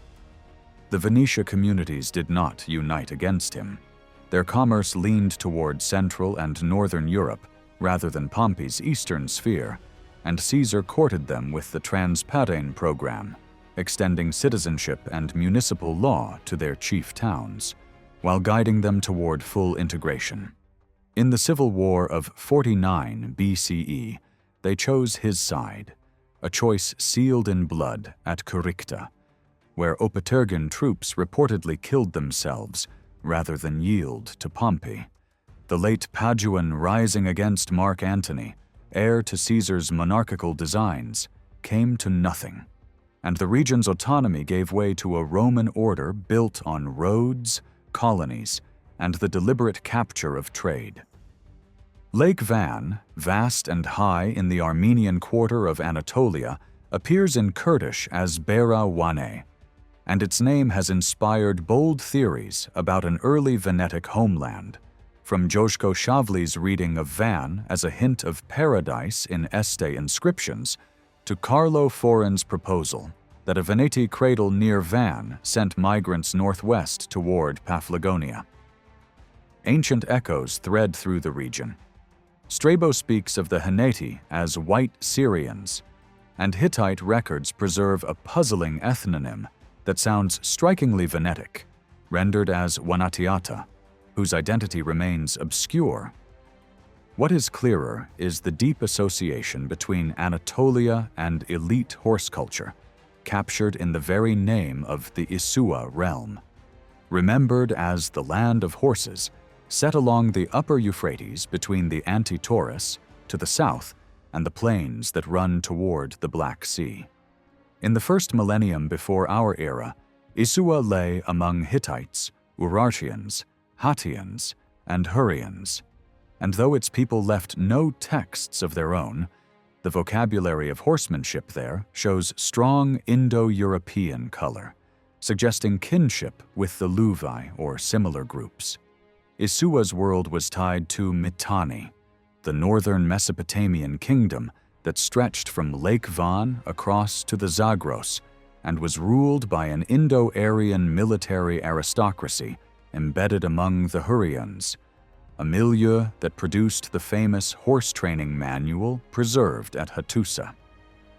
Over this cultural horizon loomed Teshub, the Hurrian lord of sky and storm, whose power was imaged in the bull and the horned crown, and whose chariot, in myth, was drawn by the paired bulls Seri and Hurri, embodiments of day and night. In 13th century Venice, the patriciate still rallied first around its great houses rather than a single civic emblem, since status and identity flowed through the lineage coat of arms, and the doge held prestige more than sweeping power. Over time, an emblem that could bind the whole populace in peace and war became desirable, and the winged lion emerged as the sign of choice. Its crimson field with gold echoes imperial Byzantine textiles, and the 6 streaming tails recall the city's 6 sestieri, just as the gondola's iron prow does. 2 strands converge in this banner, its later official adoption by the Serenissima, and an older, deeper, mythic current. Venice's earliest patron had been Theodore of Amasya, a soldier saint linked by tradition to Paphlagonia. But once St. Mark was embraced, his evangelist symbol, the lion, took pride of place, accompanied by the familiar greeting of peace that medieval legend attached to him. Yet the lion long predated the Christian layer. The bronze on the Piazzetta, facing the Doge's palace, is a pre-Christian piece from the 4th century before the Common Era, likely imported from an Anatolian sanctuary. Traces suggest it once wore horns, a motif also carved in Paphlagonia. Without knowing it, 14th century Venetians may have echoed imagery their distant Venetic forebears had already cast in bronze, as on the Benvenuti Situla and other votives. Symbolically, the city staged a dialogue of powers. In Venice, bull baiting in Campo San Polo, the horned Doge's cap of Phrygian profile, and the Anatolian theme of lion against bull all spoke to an ancient grammar of virility, appetite, and rule. Across the Near East, the lion attended a mother deity, the seated figure between felines at Çatalhöyük, the Egyptian Kadesh astride a lion, Cybele with her beast, Ishtar with a lion beneath her foot, Astarte with her feline, and the radiant Durga riding hers. And Venetian painters later folded that inheritance into scenes of the city as a crowned woman flanked by her lion while Neptune pours out plenty. The lion's wings, too, carry Mesopotamian memory. Babylon knew a feathered, taloned lion known as Anzu, woven into myths of cosmic contest for the Tablet of Destinies, kin to the vast tale of Tiamat, where the sea-mother of chaos rises from mingled waters until the victorious god halves her to roof the heavens. In that deep river of images, the winged lion of Venice is both civic badge and a survivor of very old stories about order wrested from the roaring dark. It is reasonable to imagine that the Venetians crowned their leading figure with the most intimate emblem of their tradition, and the ducal horn makes sense as that layered sign. To grasp what it meant, you have to step back to a Bronze Age horizon where a sun-centered high god and the myth of the solar boat set the tone, later balanced by a partner in the moon. Across the north and east of Europe, the lunar bridegroom Menelaus stands beside the sun goddess Sol, and his very name echoes an Indo-Aryan root for the moon that also shapes the Anatolian god-men, the measurer of months, shown with a bull and a forward-tilting cap. That cap, the ancestor of the Doge's headgear, began as a priestly Phrygian hood cut from a kid goat's skin so the forelegs formed its projecting tip. Adopted in Persia, seen on Byzantine soldiers, granted in Rome as the cap of freedom, it crowns Mithras as he brings down the bull and marks Attis, whose self-wounding mirrors the moon's ebbing light. In the older Near Eastern imagination, the bull belongs to the night's orb. Babylon honored Sin as a lunar god, and Greek drama hails Dionysus as horned and mighty, a power with deep lunar undertones. Along the Black Sea, this language of symbols stayed alive. The kingdom of Pontus, born from Paphlagonia, revered Men Pharnaku and the great mother Ma even as the coasts turned Hellenic, and earlier Pala peoples offered bulls to their sky lord Zaparwa. The circle tightens around the Venetian crest, a horned cap, a moon-marked bull, a lineage of rites that traveled from Anatolia into the Adriatic. The same logic appears far to the east, where Shiva, the dancer of change, bears the crescent and enacts the severing that sends power down into the earth and up towards the heavens. Read this way: the Doge's horn is not an oddity of costume, but the tip of an old cosmology. Lunar virility allied to sovereign measure, stamped on the brow of the Venetian state. The wisest people live with lucid uncertainty, aware that most convictions resist proof, and the few that are provable will be revised by new tools and vantage points. By that measure, daily life is steered as much by the irrational as by reason. Rereading Europe through a Venetic lens can open unsuspected seams of insight, much as Strabo's praise of ancient voyaging frames the Argonauts not as pure myth, but as navigators on a very real Ponto-Baltic corridor. After leaving Colchis, their route plausibly skirted the Sea of Azov and its Myotis marshes, crossed paths with blood rites of Tauro-Scythians, then pushed up either the Don or, more likely for its breadth and calm flow, the Dnieper, dragging the hull across the Pripyat wetlands, finding the western Bug, and slipping into the Vistula to reach the northern horizons of the Hyperboreans and the Sea of Kronos, in effect shadowing an amber road long frequented by Veneti communities. The larger question of Venetic origins remains unresolved, much like the parallel debate over the Etruscans, and modern genetics has not settled it.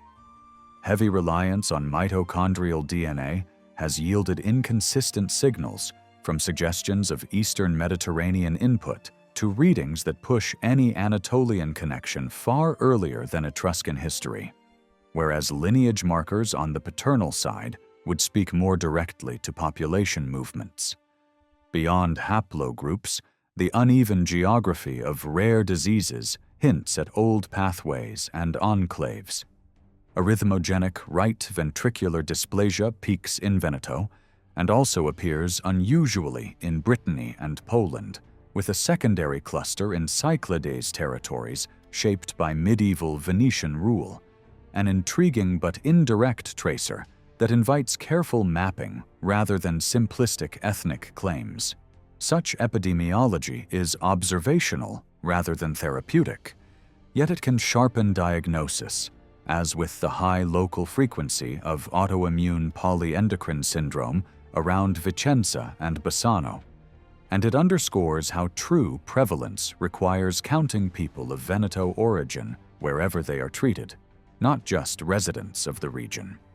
Even enzyme deficiencies like favism, common in the Po Delta and unexpectedly present at low levels in Poland, could become more informative if researchers look past generic Mediterranean variants to mutations that recur in Veneto families. Like tracks made visible in a bubble chamber, these patterns do not prove a single story by themselves, but together they suggest that revisiting roots, rivers, and risks from a Venetic point of view may bring submerged histories to the surface. A quick scan of Breton health data suggests that hemochromatosis, spina bifida, and myotonic dystrophy type 1 are unusually common, while along the Vistula, the Kashubians, often viewed as heirs to the Pomeranian and ultimately Lusatian cultural horizon, offer a revealing genetic case study. Although their Y chromosome profile is broadly Polish, founder effects have concentrated certain disease variants, including a region-defining mutation in podatin for steroid-resistant nephrotic syndrome, elevated rates of familial hypercholesterolemia, hereditary breast and ovarian cancer, and a striking rise in long-chain 3-hydroxyacyl-CoA dehydrogenase deficiency. Globally, about 1 in 250,000 births, Poland around 1 in 115,000, and Pomerania near 1 in 20,000, with the burden highest among Kashubians. By contrast, newborn screening across 5 provinces in Veneto has found LCHAD to be vanishingly rare. Such population-specific signals could, if mirrored in Venetans, help trace deep connections despite admixture, though Kashubian paternal timelines align closely with the historical Slavic expansions of the 5th and 6th centuries rather than the older Lusatian horizon. Progress is hampered by thin epidemiology. Regional rare disease registries are often unhelpful, and by the fact that cremation destroys Venetic ancient DNA, limiting direct haplogroup work to the earliest inhumations after Christianization. Precisely because haplogroups can fade with later gene flow, while pathogenic variants may persist in descendant populations, rare disease genetics may complement lineage markers as a longer-lasting tracer of vanished communities, and the two approaches could soon converge to clarify whether Venetic origins were chiefly local or tied to Baltic Anatolian corridors. Any such inquiry sits within a wider cultural frame. The Urnfield world that seeded the Adriatic Veneti shows a remarkably coherent religious package, suggesting a deliberate diffusion of beliefs assembled from older European traditions into a unified system. Interpreting that system demands methodological modesty. Positivist history falters where records are absent or tendentious. Linguistics is powerful yet probabilistic, and archaeology toggles between processual models that test big hypotheses and post-processual cautions about observer bias, now buttressed by technologies from aerial survey to radiocarbon dating. Those tools have already reshaped grand narratives, as when Renfrew used radiocarbon to argue for a Neolithic spread of Indo-European from Anatolia through farming, a view that better matches many genetic timelines than the purely steppe warband model. Within this mosaic, Venetic Slavic linguistic echoes, such as marriage-derived feminine forms in ne and marketplace words that link the Venetic toponyms of Oderzo with the Slavic term for market, and even possible reflections in Treviso's older name, fit long-standing contact along amber routes rather than a late folk movement. Jadranka Gvozdanovich's work tying Breton Venetais, Venetic, and a Slavic substrate underscores how river networks, trade, and cult can braid languages and identities over millennia. The emerging anthropology of the Veneti invites exactly this kind of cross-disciplinary courage to let genetics, epidemiology, myth, language, and material culture speak together, and to test the bold idea that the many Venetic names scattered across Europe once marked a real, if varied, cultural unity.